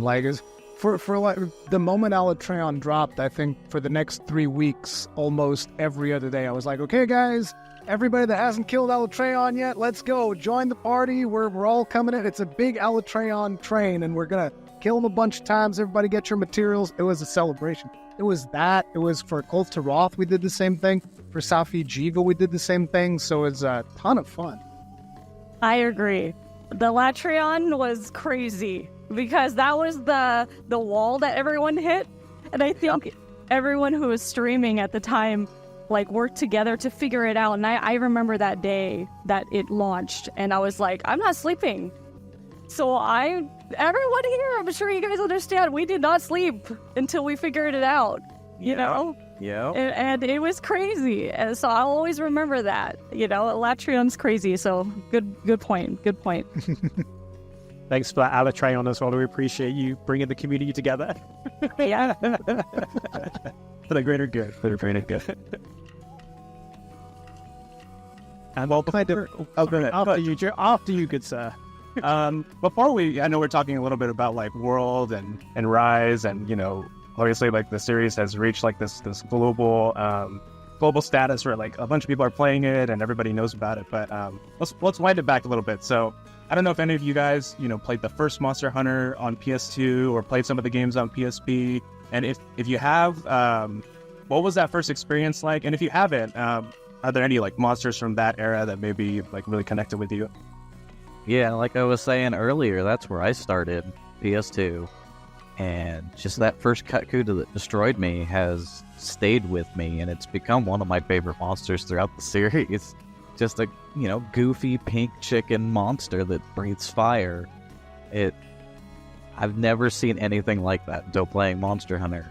And it's been fun watching that monster evolve throughout the series as it comes in, and, you know, it gets subspecies and similar species to it, like Yangaruga.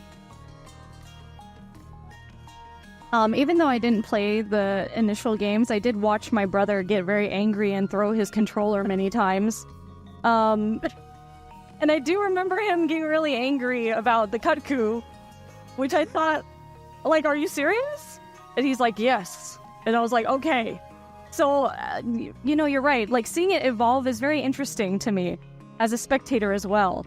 So that was very cool that you said that, because it did pique my interest a little bit, I think, back then, even though I didn't play the game.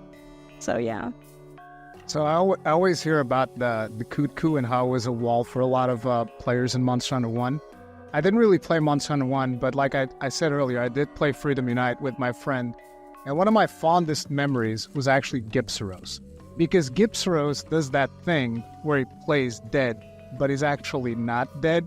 And so my friend completely trolled me. He was like, oh yeah, he's dead, let's go carve now and whatnot. And the music stops and you're like, oh, okay, this is fine. I go up to carve now. It's not working. Like, is it glitched? Do we get this? And then he just like does his thing and one-shots me. And I was like, hey, wait a minute. And my friend's just laughing himself. I was like, what the hell? What do you mean? That's not fair. I like how they waited. They're just like, let him cook. let him figure it out. I love that, because that's what we do too. Because we're like, oh, this will be perfect, because they don't know. That becomes kind of like a rite of passage whenever we bring a new player and we're playing some of the older games or something. It's always like, oh yeah, Gypsyros. Yeah, let's do Gypsyros. Oh yeah, he's fine. Go ahead and go get your loot. It's fine. It's all good. I can say for me, I joined a little bit later. I was a 3U. That was as I mentioned, my first one. Same. Yeah, and then quite rapidly as well, I was like, I'm going to get into 4U, and then like 4U's when I was like, yeah, I love this franchise. Like, I really enjoyed 3U, and I was like, this is great. This game's cool. And then I jumped onto 4U, and yeah, the rest is kind of history. I was in since then. And yeah, it was really special how even between 3U and 4U, how different the games felt. You know, one thing about Monster Hunter is like each generation has a different feel to it, and some new additions and things like that, was keeping the core DNA there. And so you're always on your toes, always finding out fresh things, even for your favorite weapons. The identity is still there, but they play a bit different, or they have a few tricks, or what they have has changed.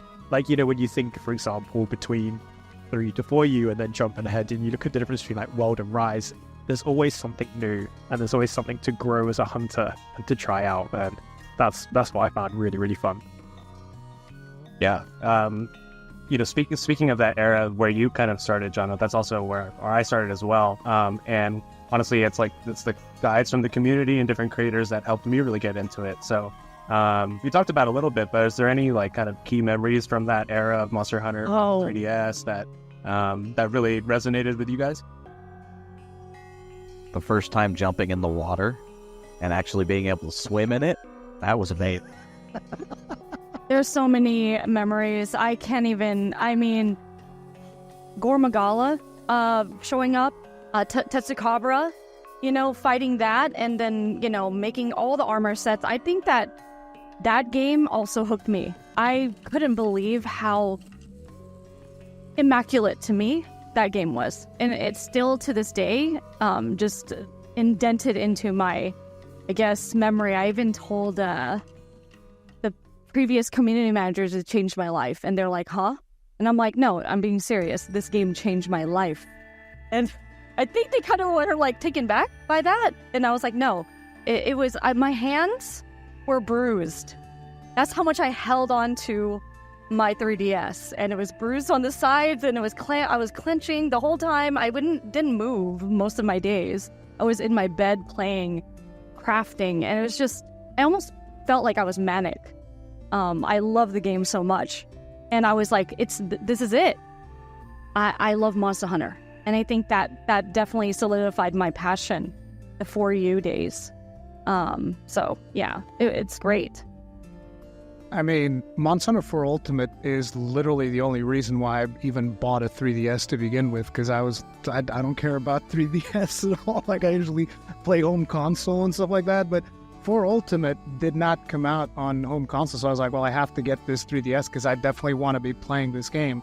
And 4 Ultimate is still one of my favorite Monster Hunter stories. And I know that a lot of people don't really play the game for the story, it's more for the gameplay loop and all that, but the journey that you take throughout Monster Hunter 4 Ultimate, from the beginning where you fight, is it the Ran or Genran? I think it's the Ran in 4 Ultimate. You fight the Ran, and I was like, this fight is awesome. You load the cannons with the bullets, and you shoot the cannons, and the whale flies over you and whatnot, and all these crazy things happen. I love that. And I've been asking since forever, please bring them back at some point. I had such hopes for Rise, to see them in Rise. But yeah, I love that introduction. And I love the progression of the story, because in 4 Ultimate, you actually get to visit multiple villages. So you get that feeling, because every village in Monster Hunter always has a very unique vibe to it. From the music to the NPCs that are there, to the interactions and even the quests and some of the characters that you meet while you are there.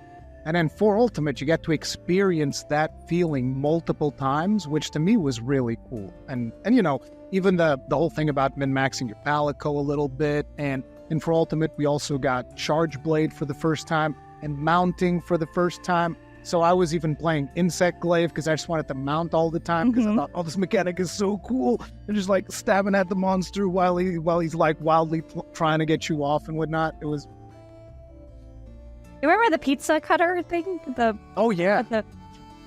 I just remember seeing that for the first time, because you're just like grouping up with people and you're like, is that pizza? And then for me, I was shocked. And I was like, oh, what weapon is that? Do I get pizza? And I had a hammer. Of course, we're not going to have a pizza. So I was like, oh, I need to try that weapon. It didn't click with me at the time, but it looked cool. They had really cool weapons, styles and everything that made me laugh a lot too. Yeah. I believe that the first corn popper was Freedom Unite, if I'm not mistaken. So we also had the corn popper. Corn popper. Yeah, it's just a big, it's just a big piece of corn, which, interestingly enough, in Monster Hunter Rise was like one of the best gun lessons in the game.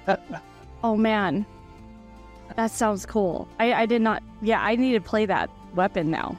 Corn popper. Play Gunlands. Weapons are so funny. So many different designs. Hey, it's always good to go back, Yeah.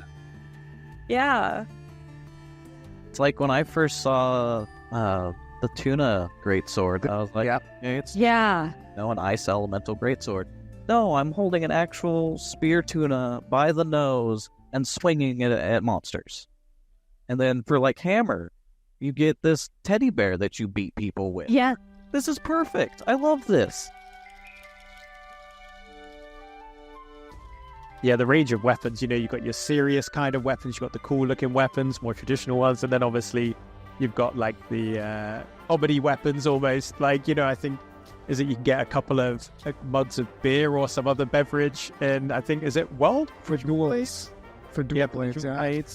I think it's the Dargo dual blades in Rise. Like, yeah, there's a load of cool weapons. Obviously, the sword and shield, though, we're quite humble mostly. I did get my Zenoga sword and shield in Rise, though, 'cause I do like that. It growls when you bring it out. And kind of talking of that, obviously we've touched on about how we got into Monster Hunter, whether that's friends, family, content creators, or looking for a challenge. And during all that time in the early days, for many it was kind of seen as kind of a niche game, almost. And then all of that changed with a little game called Monster Hunter World. So how was that for you, seeing this game that you love and this community that you've been a part of and kind of nurtured for so long suddenly kind of really go global? How was that? It was insane, because I was at that E3, and normally it's like, okay, we'll have one community manager there. We had all of them on staff there that day, and tons of the content creators there, and I'm like, oh, this is a big thing. We've got this big, huge statue of Rathalos looking up at that, and I'm like, this isn't just, the niche little fandom that I had before. No, this is Monster Hunter worldwide. And just being there with everybody was so cool, and meeting people that have been with the series for a while or just getting into it. We'd have all kinds of, people that aren't used to the series come up and be like, what is this big monster here? And it's like, well, this is Rathalos. He's one of the main flagships of this game series, and being able to tell them about it.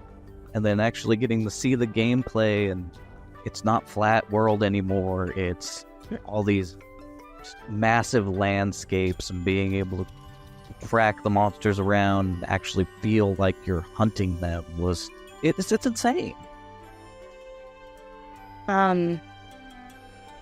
It's hard for me to put a lot of this stuff into words, to be quite honest, because when I saw the words Monster Hunter on my screen, when they made the announcement, I felt my whole body, bumps everywhere. I was goosebumps. I almost wanted to tear up. I screamed in my house. I remember the day.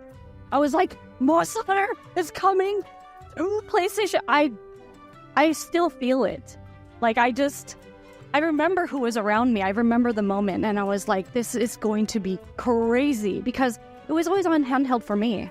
So to be able to play on my, PS4, nuts. And I was like, this is it. Everyone has to play now. Everyone has to. So I remember the trail of Twitter posts I was making. I was like, so it's time for you guys all to play now. You have no excuse. It's on PS4. You're gonna have a demo. That means a demo. So when the demo came out, it was over. I was playing that nonstop. I didn't sleep.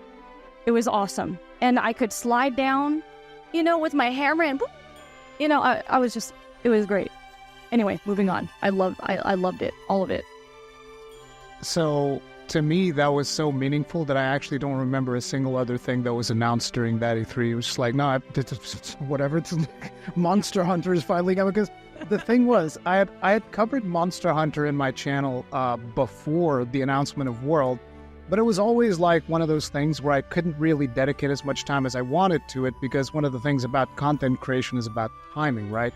And so Monster Hunter games before that were out in Japan, and then 1 year later they would come to the West. And by then, most of the really, dedicated content creators they would buy the Japanese version, and they would like somehow manage to interpret what was going on in the game. And I was like, I can't do that. Like, I don't know. I can't try out the game in Japanese. It's just really weird to me. I can't play it like that. So when I realized that this one was going to have a worldwide release, I was like, oh my God, I've been waiting for this for so long. I've been wanting to cover. So instantly, just like video after video, telling people about how amazing this game is, and we all need to play this game. This is going to be insane. And it was that. And then the moment the demo came out was when it all came together, because I was like, up until that point, you don't really know what the gameplay feels like. Because Monster Hunter has this texture to it, to the way that it plays, the way that each move feels, and when you hit the monster and all of that. And with the more, let's say, more fluid animations that we're seeing for Monster Hunter World and all, a lot of people were questioning themselves, is it still going to feel like Monster Hunter? And when we finally get our hands in the beta, it's like, yes, it still feels like it's so good. And it was just completely insanity from there. I was completely addicted. I put in way over 100 hours in that demo, checked out every single weapon, did runs where we were killing all of the monsters that were just there that you weren't even supposed to kill, like chase after Rathalos because he shows up, and chase after Anjanath when he shows up. And there was even like a rare monster that wouldn't always show up, which was Puke Puke, I think. So like there was a chance that the Puke Puke would spawn in the map, but it would only do it like once every 100 times or something ridiculous like that. So everybody was running through the beta over and over and over trying to see if they could get the Puke Puke to spawn. Yeah, I think one of the cool things about World also, and Iceborne, getting to Iceborne, is that it was the first kind of like free title update and expansion that was all happening for a Monster Hunter title. So it was like the game launched, and then it was like a longer term relationship with the game, honestly, like several years of playing, and people are still playing today. So I think that's one of the cool things, is that, you know, being able to like go along for the ride, see all the monsters revealed with the different events and whatnot. I think that was just really cool to see. And I know the team really loves, you know, the monster reveals and seeing everybody's reactions. So yeah, anytime we see your guys' reactions, we're always making sure that the team in Japan knows about it as well. The changing of the gathering hub was also fantastic. The way that it would completely change whenever there was a new event, like, hey, here's the spring event, completely different gathering hub. And it would always bring the community together because everybody wanted to go farm the special like events that would be available at any given time to get all the special timed rewards and whatnot. I thought that was an absolute blast. And even when the sieges would come and, you know, again, the community would just jump back in and everybody would be grinding stuff. It was really cool. And another really cool aspect was the fact that the lobbies would actually hold more players. So you would constantly have like a bunch of players in your lobby and different people running different things. It was just such a good time. I love that. Yeah, like the 16 people, you know, player lobbies was nuts. And being able to take pictures, I mean, I loved taking pictures with everyone because, you know, being able to do that, capture those memories with everyone, and also having all the hunts be faster so you can get your weapons. And, you know, if you don't want to hunt that monster, you can go somewhere else to the other side and someone's hunting, you know? So I loved how fluid everything was. And I think also cooking the steaks a lot faster, you know, it's just everything was perfect. And it felt like a challenge, you know, like every time you played the monsters that came out, it was a challenge, you know, and it brought a little bit of a good stress, I think. I really love that. I was like, oh man, this one's gonna be hard, guys. I guess we're not sleeping tonight. And that's one of our favorite things to say to each other. Like, are you prepped for this? Did you shower? Did you fry some snacks? Do you have 2 different waters? You can't like 2 different drinks. You have to have water and something else. So we would prep each other. It's just so funny because it's like, you know, when a new one, you know, a new monster comes out for the free title updates, you know, it's just all that stuff. You prep each other too. So it's awesome. It was awesome. I love those days, and we have them again. You know, we still have them again. You know, people are still going, you know, coming back to World. Oh yeah, I am. So it's awesome. I love it. Yeah, I loved always seeing the big gathering halls just full of people. You know, you'd have people on one side playing, just, you know, at the, what was it, like a little hot spring. They'd just be hanging out in there. You'd have people doing the arm wrestling. And it was great as a streamer because you could have just different groups of people be like, all right, we completed this quest, let's shuffle the next group in. And you just constantly be working together towards stuff. Yeah, it's awesome. And, you know, you've all actually touched on kind of our next topic, which is kind of favorite memories from World and Iceborne. And, you know, for me, it kind of starts quite humble with having more of my friends actually come into Monster Hunter and playing through with them and grinding and farming with them. But then I found that I was getting experiences that actually really got my heart pumping. Obviously, talking about title updates and, you know, Alatreon, which I absolutely love, because I'm a sword and shield, so I use elemental weapons anyway. So, like, I was right at home. Mm-hmm. But the thing with that, having that, you know, you had to kind of hit that damage limit before the Nova attack, and you think you're close, but you don't know, and you know it's going to do it soon. Is it Eschaton Judgment, I think? Eschaton Judgment, yeah. And I'm like, are we there? Have we got the horn yet? and you can hear like the heartbeat kind of go in, and then your heartbeats go in. And the first time we beat that was just an incredible feeling. Like Fatalis was great as well. Fatalis was insane, but just the kind of pressure I felt in that hunt. And then the nostalgic music playing at the end as well when you do take down Alatreon. That was really, really, really special. And as a Sword and Shield user, I felt validated that my elemental set was so good. Go, Gath. I'm trying to think. Okay, Vampy, do you want to go? Because I have mine. The most memorable thing about World? There's The most memorable thing that happened to you while you were playing World. Oh. This is really hard, guys. Like, there's so many things. I know, right? World, That's why right? I have trouble with it. Like, I have to say Alatreon, because when it came out, I was like, okay, how is this going to be different? How is it going to be different to hunt? And also, being a hammer user, everyone was counting on me every time I streamed. Can you break this for me? Can you break? And of course, you don't want to let them down. You're like, yeah, I got you. So I had to practice. So I definitely remember, a lot of the community would come into my streams like, can you break this for me? Break that for me? Especially during that time. And I was giving myself a lot of stress. I was like, you better break it. The first part, you better break it. So I had to be exact with everything I was doing. So when it first came out, I think I slept at like 8 a.m. I had some people come in, previous, friends of mine in the community, and they're like, did you sleep yet? And I'm like, no, we haven't beaten it yet. I will not sleep. And you shouldn't make promises in the beginning of a stream.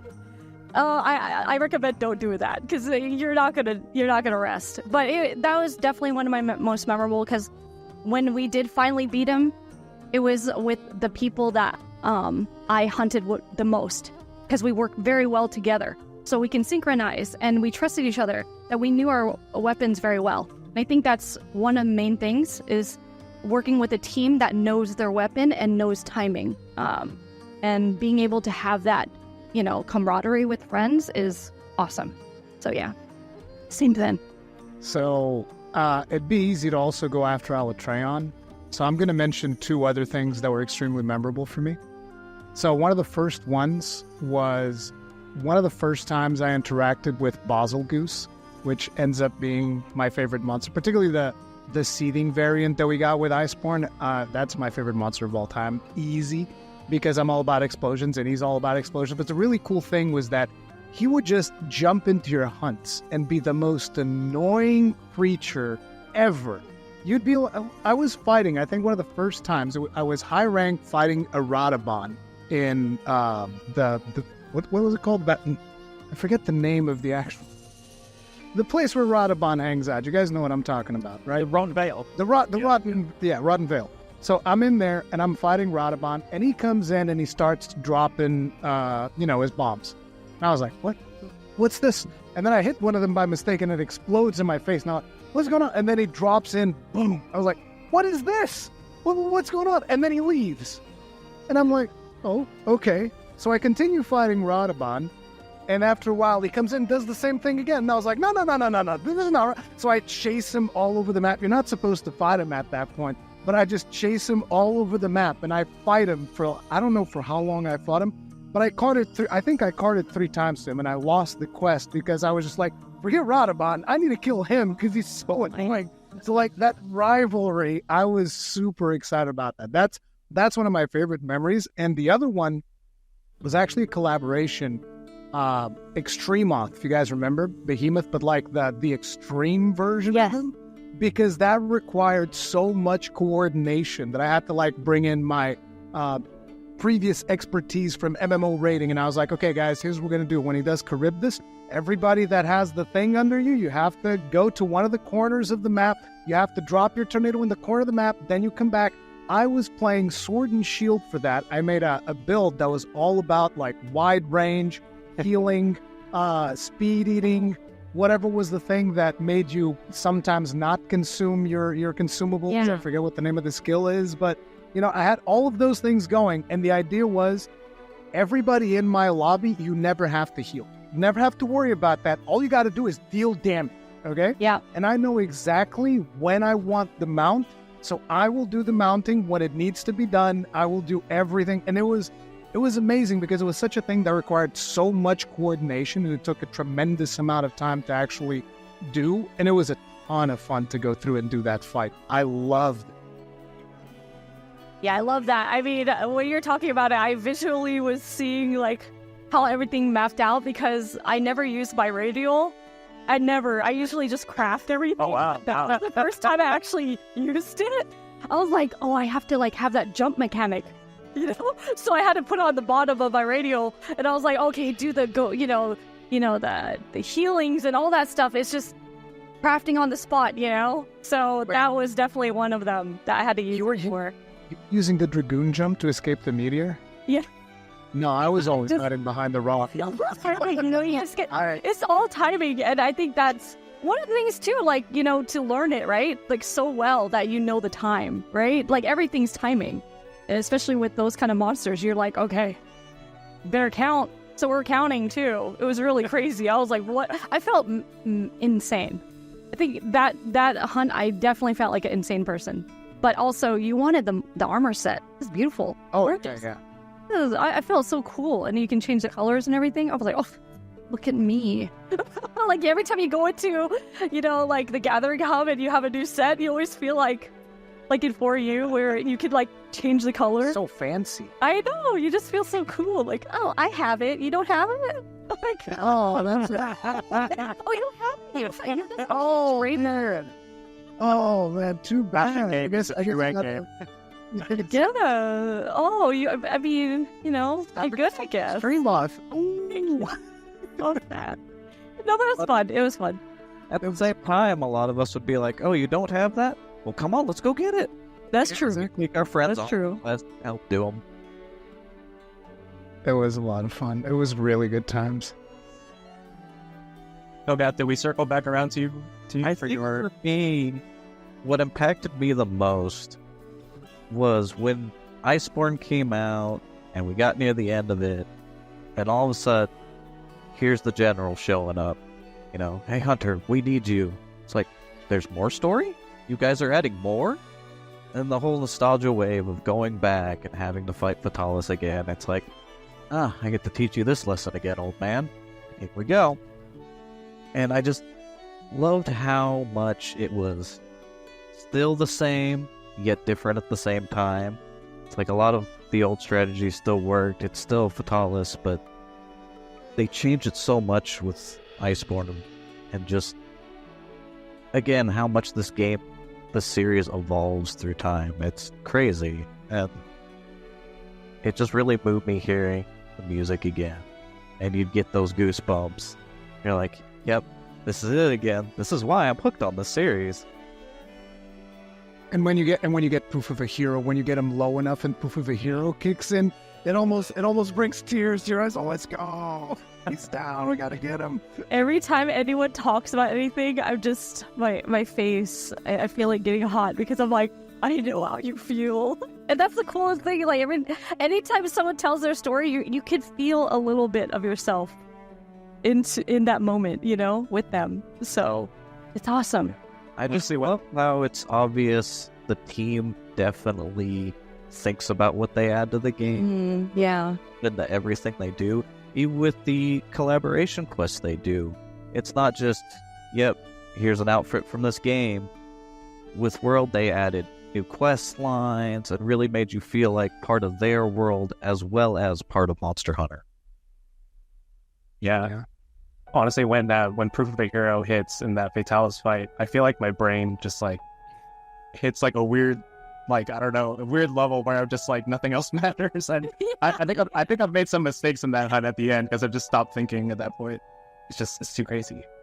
I mean, on my first solo kill, by the end, I was actually playing Sword and Shield, and I was just like mashing circle, like, just die. There was like 10 seconds left. Just die, please, just die.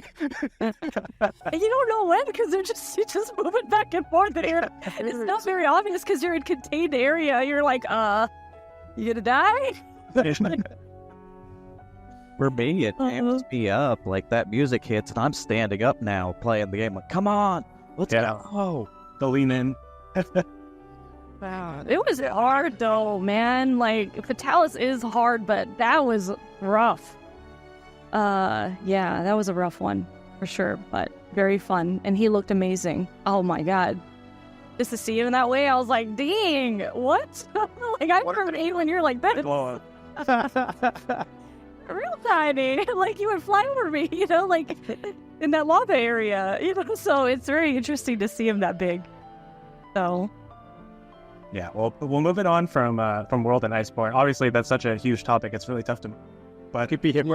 yeah, we could keep chatting for forever. I want to touch on Monster Hunter Stories, which we just recently announced that Monster Hunter Stories 1 is coming back to modern platforms, which is really exciting.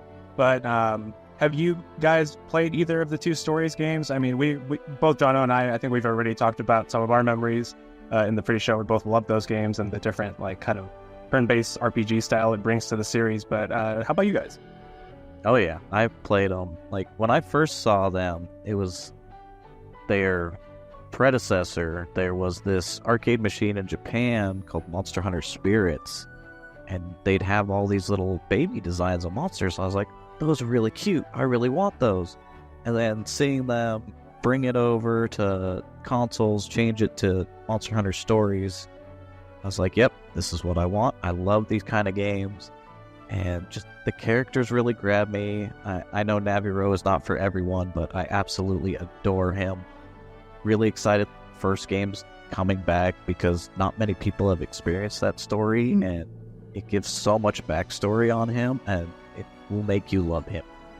Just the story, the narrative, and the gameplay is great because you're actually getting to fight with these monsters that you've known and loved over the years, and just forming that bond with them is so cool.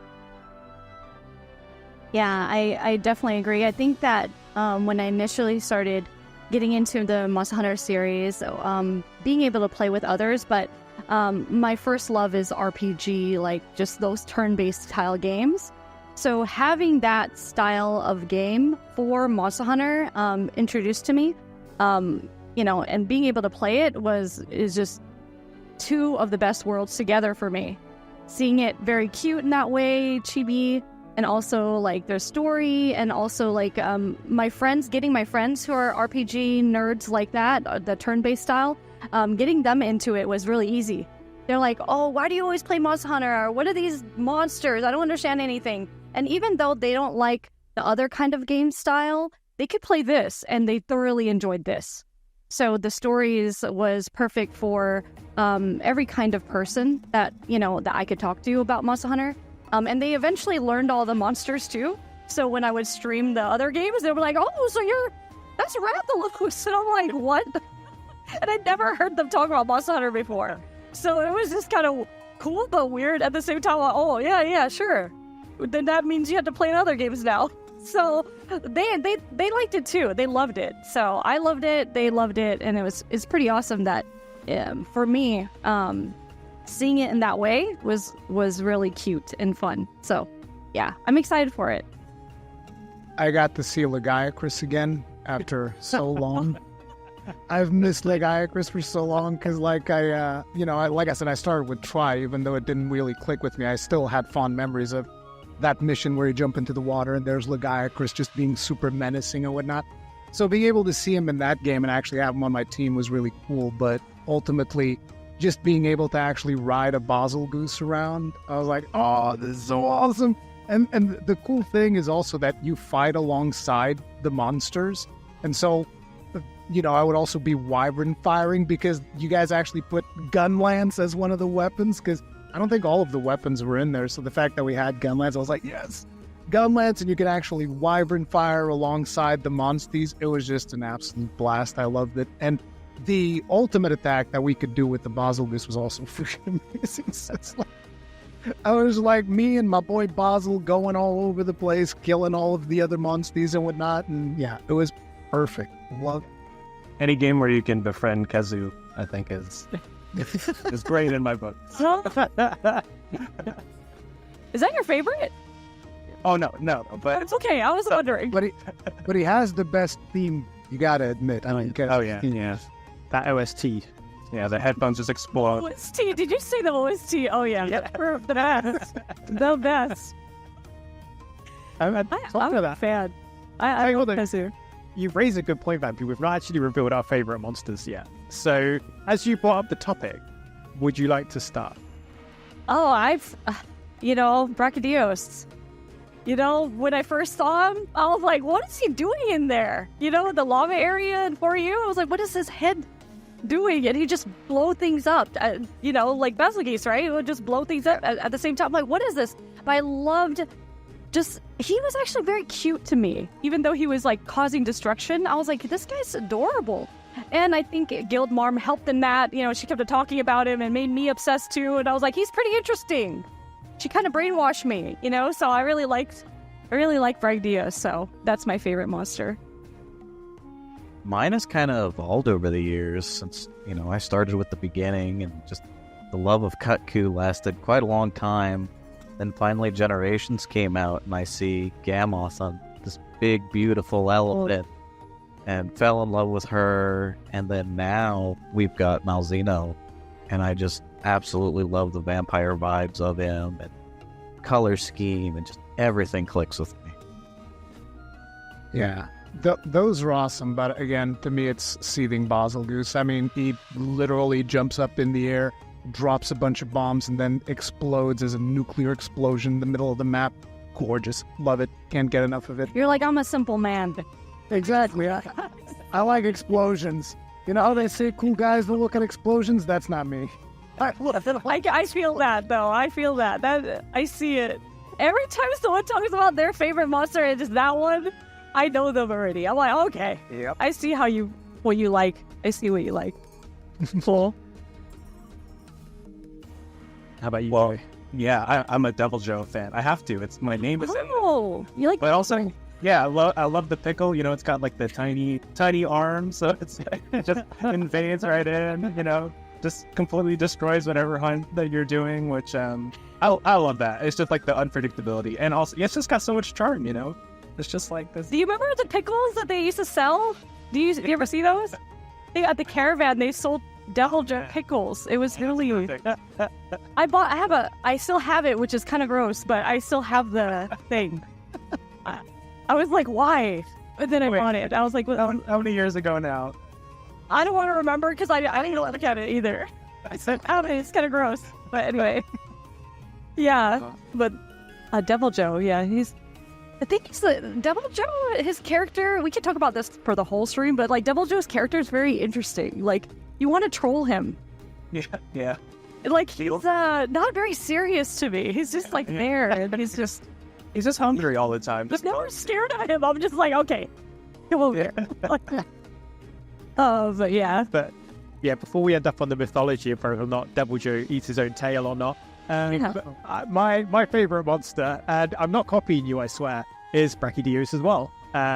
It's blue, first of all, and I'm quite fond of that color. Explosions, like early on in my Monster Hunter tenure, I really kind of liked slime weapons. I loved explosions and blasts, but not to the level of Gunlance. Appreciators, obviously, they like big explosions. And obviously, what we now know as the blast status. And I just love its music. I love how it fights. I love how it looks. It's raw. And then, obviously, in Iceborne with Raging Brachy, like, normally when a monster's nearly done, it's limping away, it's going to sleep, but Raging Brachy's like, oh, no, I'm not stuck in here with you, you're stuck in here with me. And then it creates that arena neither of you are leaving until the other's fallen. And I just think that's, like, one of the most badass things I've seen in a video game. It just flips the end of a hunt on its head, and things get even harder for you. You've slogged against this giant Brachy for ages, and it's not done with you yet. So yeah, I've got to be another one for the big blue monster. I kind of talking as well. I know obviously Kogaf mentioned Malzeno. Obviously, Rise and Sunbreak, the most recent Capcom Monster Hunter releases. Like, for me, like, talking about my favorite parts of that is I've never played so many different weapons in a Monster Hunter game than I did Rise and Sunbreak. And for me, that would be the Switch Scrolls and Switch Scroll Swap and the Silkbind attacks. I loved they introduced Shield Bash and Metsu Shirogeki for the Sword and Shield, which I loved. They made the switch acts into this aerial menace. Like, no other title made me explore so many weapons, and I love it for that. What about you guys? What were your highlights of Rise and Sunbreak? Honestly, I really liked I forget what we called them now, but that base defense little mini game we had. Rampage, that's it. I just thought it was cool because it was something different. It's like, yes, we're still hunting the monsters, but we're on defense, not on offense this time. We're not going to their home, they're coming to our home. Yeah, just the story of that game really hit me too, especially as they added the rampages, following along with the story and how, following Narwa and Ibushi, and just how they interacted with the NPCs was really cool. Yeah, that was definitely a lunch date that I'd say they remember, but Ibushi probably won't. Now, like further in the Sunbreak, when they added the ability to hunt with the NPCs, I thought that was great. That's something I've been wanting for a long time, because a lot of times I'll play solo if I'm not streaming or I have friends online, and then I still have that camaraderie with the NPCs, and some of them are unpredictable. I never know when they're going to shoot me in the back of the head while I'm trying to go after a monster, or sometimes they'll just run off and you're like, what are they doing? And then here they come riding in on a monster. It's like, I love this. This is perfect. I really like the theme of the whole game. It's just very different from what I was used to anyway, especially vastly different from World and Iceborne. Being able to get to know the NPCs was very interesting too, because they had a lot of personality. They always had personality, but a lot more in this game. And also, I do agree with the trying new weapons. I actually tried all of the weapons in this one and played all of the weapons in this one as much as possible, more than generally what I would just use hammer or hunting horn or something. Also, being able to guess the next monsters, I think, is always really fun. So Shagru Magala, Gore Magala, Astalos, that was freaking me out, because I was like, oh, this is crazy. Seeing them come back and, I kind of guessed it was Gore, but then, everyone was doing their guessing game online. So seeing them again was very exciting, especially if you're, playing for you a lot in those games and generations. You're like, oh, they're back. That's really cool. And of course, everyone ate a lot of dango. And then, that was really fun, because everyone's like, I'm full of dango again. And we always made jokes about that. They're like, what are you eating today? Oh, dango? What else do you think I'm eating? And also the little tiny Tetsukabra. That was really cute, seeing that in there. So I think they put a lot of thought into all of the ideas into that game, especially for fans. So I really enjoyed it. I feel like I've already revealed this in some other video that we did a while back, but one of my favorite moments was when I unlocked Blast Dash, because I was just in the training area, and then suddenly I realized, wait, I can chain this move? So I'm like, Blast Dash, and then I Blast Dash in the opposite direction, and you can do it 3 times in a row. And I was like, wait, what? I can basically fly. There was even a meme that people made where there was, because we had the wire bugs, right? So people were saying that normal users normal players of Monster Hunter Rise were like Spider-Man, and Gunlance players were like Iron Man, because we were flying around with the gun.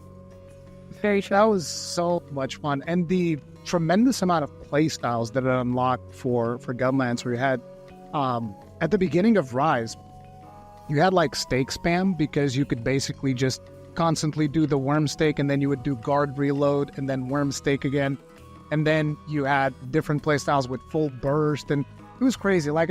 Just the amount of playstyles that the game unlocked for any given weapon was completely insane, which was one of my favorite aspects of it. I did play a ton of different weapons as well, but as per usual, I settled on the Gunlance. And once we got to Sunbreak, they even gave us the Bullet Barrage, which is you just unload all the Gunlance things at once, and you Blast Dash into the monster. And naturally, Gunlance mains all had to come up with a way, we need to just do this skill non-stop. So just get all the things that synergize with quick wire bug recovery and bullet barrage, bullet barrage, bullet barrage. Sick. Yeah, I may have picked up Gunlance because of your videos on that. Once I saw the bullet barrage, I'm like, I'm in. So I hunted quite a bit with the Gunlance. It's pretty incredible. Oh, it's awesome. Yeah, like talking of the monsters, actually, obviously, you mentioned obviously like the themes. Obviously, we got the yokai, and then you've kind of got folklore monsters in Sunbreak, and even me, I love Gormagala as well. It's probably like top 3 monster for me. And seeing it come back, and I remember when the trailer came out, it's like, is that a Gosarag variant? And then no, Gormagala comes out of nowhere, and like Gosarag as well. Like this monster, when it stuns you, getting a unique animation where it slowly drags its ice blade up to you and things like that. And then obviously, I can't get this quest out of my head. I can't remember the name exactly, but when the Curio are kind of at their highest strength, Guys of Gorm is on the horizon, and you go into the Citadel, and everything is gone. There's no spirit birds, there's no endemic life, there's no small monsters. You even see the corpses of large monsters. There's no music, it's silent, and I've not experienced anything like that in a Monster Hunter game. And narrative has caught me off guard so much. That was quite something, and I really wanted to talk about it, like once I played through it, like when the game was out, but I couldn't because I wanted other people to have that experience and that surprise. Like, what kind of thing, whether it's a favorite monster from Rise and Sunbreak or a favorite moment like that, what would you say really stood out to you? Yeah, definitely that moment you described, because it reminded me almost of like Resident Evil. You're like, everything around me is dead. Everything is gone. What is going on? Yeah, just that moment was insane. As you said, I've never experienced something like that with Monster Hunter, where it's just all of a sudden the ecosystem is gone. Because we've always kind of had that living, breathing world, and just to have it vanish. I'm gonna say that too, because I was streaming that moment actually, and I felt like almost confused, because I was like, is this where it's going later? I don't know. I mean, we're not going to speculate other games or whatever, but that tone is something that kind of was a bit overwhelming for me, because I'm not used to that at all. We're not used to that feeling, that eeriness. And I think that, that was well translated. I mean, huge props to the devs like doing that, because I think it also kind of like created a few more new wrinkles in my brain to think about, okay, what's the future going to hold in the other titles? You know what I mean? So I'm always thinking like, okay, they know how to do that very well. So, but of course the themes, I love Gosrog. I think that is definitely my favorite from that game. And fighting that monster, I think it's just so much fun. So yeah. So one of my favorite moments, maybe it's my Portuguese blood or something, but it's when we see the scene with the ship, and the captain is in there, and they're getting ready for the final assault, and I'm thinking to myself, oh, we're gonna fight on the ship. This is gonna be amazing. And unfortunately, that wasn't the case. But still, having the ship there, and that moment where I think he throws a rock or something, and the admiral is just standing there, doesn't even move. And then Luchika goes in real quick with the gun, shoots the rock out, but the admiral doesn't even flinch because he's ready for war. We're going in. The friggin' the cannons, were they the Dragonator cannons or whatever it was, that then when you're fighting Guys of Gorm, you can actually call them in, and they just shoot this explosive Dragonator that starts detonating all over the place. Like, I love that moment. That moment was absolutely amazing. It's not my favorite fight. I still like the fight a lot. If I had to say a favorite fight, it's probably going to be Volstrax. Like, Volstrax in that game is really good. And especially some of the... What was that? There was one of the hazard quests or something at the end of Rise where the laser would just one-shot you. And there's even sometimes a moment where maybe you'll cart and then you're jumping back into that new map. And the second that you land, you're just like, I see. The laser to the face instantly. The panic. I just remember panic all the time. Yeah. Yeah, for me, I really like Violet Mizutsune, which has a really like interesting like spirit bomb type move. So you're kind of just like staring up at that and trying to like add as much damage as you can. And if that thing hits you, it's all over. So that one in particular is a favorite for me. Another one, a memory I share with Kogath, is fighting Flaming Espinas. I knew that was coming. Yeah. We Want to hear this? We were trapped in a room. Not trapped. We were in a room playing basically for an entire day. A TGS demo build. So the difficulty is tweaked, just to be like a little bit tougher. And the you don't have your set and everything, so you're not so comfy. But we basically hunted for an entire day. I think we carded like over, I don't know. What do you think, Kogath? Like 20 times? Oh, more than that. That's awesome. That's so cool that you guys shared that together. That event, we had multiple TGS builds of various Capcom games around. We had Street Fighter. What else was there? Yeah. All that us was Monster Hunter and beating Flaming Espinas. Sounds about right. It's like gotta beat it. Yeah, we did not move. We were hooked. We were locked in until we got it. Yeah, and we finally did get it. And then I went back and I told the team how many tries it took us, and they were very happy. So they loved hearing that it was really tough. Oh, that's great. That's awesome. On release of Flaming Espinas, there's a really fun story because I would always make these very defensive gunland sets so that I could be super comfortable when I was fighting. So the moment that I'm fighting Flaming Espinas, because, I had seen the trailer and all that, I'm sitting there with my big set, and he's coming in with his big nuke that even, starts posturing. The one that one-shots everybody, right? He's coming in with that big nuke. And I could easily Superman dive that, but I was like, nah. My exact words were, I can block this 100%. Oh, you're one of those. That's like... That was, super arrogant. It's like, I can block this 100%. And he just boom, dead. I was like, oh, okay. I guess not. Never mind. That's why I try not to talk anymore, because I'm just like, oh, man. I always get... That's like a clip right there. But that's cool. I know the feeling. Oh, man. Well, I think between all of us, there's been so many good memories with the series, whether we've been playing for the full 20 years or 10 years. So before we wrap up, let's go around the horn. Any closing comments on the 20th anniversary? Kogath, I'll start with you. Well, as I keep saying, I've been here since the beginning, and just so weird to think, when I started playing, I was 18.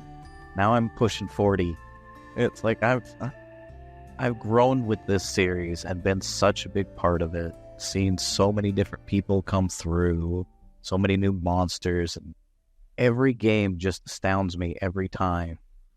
And I'm really curious what the series will grow into. Just the leaps and bounds we've made going from the 3DS games to World, then Rise. It's like, what's next? I can't wait. And it's been so fun growing with all these different friends I've made along the way, and this community, and all the little jokes we have and can share with each other, and just know exactly what everybody is thinking with it. It's amazing. I love it. Oh, man. Well, first of all, being able to be here with all of you and hearing your stories, I think it's probably the most exciting thing for me, because when I'm playing, a lot of times solo, right? These thoughts go through my mind. I'm like, oh, I wonder if anyone else understands how I feel about this title. And they do. Everyone does. And being a fan, first and foremost, for this series is probably the most rewarding thing of this whole bit right here for Monster Hunter's 20th anniversary. It's insane for me. I think that my friends, I still talk to all the time. Every time there's an announcement, we text each other. We write each other in Discord. We're immediately writing each other. Did you see? It's like 4 a.m. Did you see that? I went to the restroom, but did you see that? And we text each other, and we're awake somehow at the same time. And then we talk about it. And it's just this ongoing thing with our groups of friends, and even on Twitter, or just X or whatever they call it now. But, it's just, it's awesome. And I can't wait to see the next game. I know it's going to be insane. the team always thinks about the fans. They're always thinking about for the the next big thing. So I know it's probably going to be insane. So one of the most special things for Monster Hunter for me is naturally the friendships that are made along the way, like everybody's been saying, because, it was through Monster Hunter that I became friends with Gaijin Hunter, the Eric's Gaming team, all amazing people, and even more content creators that I've created content with, just invited people to the podcast and whatnot. It's been absolutely fantastic. But another thing that I always notice when it comes to Monster Hunter games is that you can tell that the team working on this game is a team that is extremely passionate, because they pay attention to the smallest little details that probably 90% of people are not even going to look. Like, one of the things that I always like bringing up is in the canteen for Monster Hunter World base game, there's that palico that's blowing into the fire with a tube. And he's just sitting there blowing into the fire. And, if you're a part of an animation department, it's super easy to just make an animation and the palico is just sitting there going, and that's it. That's the animation, right? But for some reason, the Monster Hunter team doesn't do that. So they go and they make this palico blow into the fire twice. Then he looks around, looks at the fire. Then he does it again. And then he looks around again. Different animations. Like, it's not the same looking around animation. And then he does it a third time, and the fire backdrafts onto his face, and he gets burned. And he goes there's this crazy animation detail that you don't need for any reason, but it's there, and it's the attention to detail that lets you know that no, this team loves this game. The detail that they go through with the palicos and every little thing that you see, every little interaction that you see throughout the world, that doesn't need to be as detailed as it is for the game to function. It doesn't really have the gameplay effect almost, but it increases the immersion and just showcases the sheer raw passion that this team has for the game. And it never ceases to impress me. Yeah, well, with that, we're headed to the summer where there's going to be news for Monster Hunter Wilds, and we're also launching Monster Hunter Stories on new platforms. So obviously the future is super bright. We're super excited. And we want to say thanks to you guys for joining us. We were super happy to do this and to have you on and to talk all things Monster Hunter. We love all the passion for the series and the roles that you guys have played and spreading the good word about Monster Hunter. So thank you very much. And we really appreciate it. Thank you for having us. Oh my God, this is really awesome. Can't wait for the next game or announcements. Yeah, it's been super fun. And as Joe said, summer, more news on Monster Hunter Wilds. And obviously, 2025 is getting closer with each passing day. But yeah, here is to the last 20 years of Monster Hunter, and here's to 20 more years. So happy hunting, everyone. Happy hunting. Happy hunting.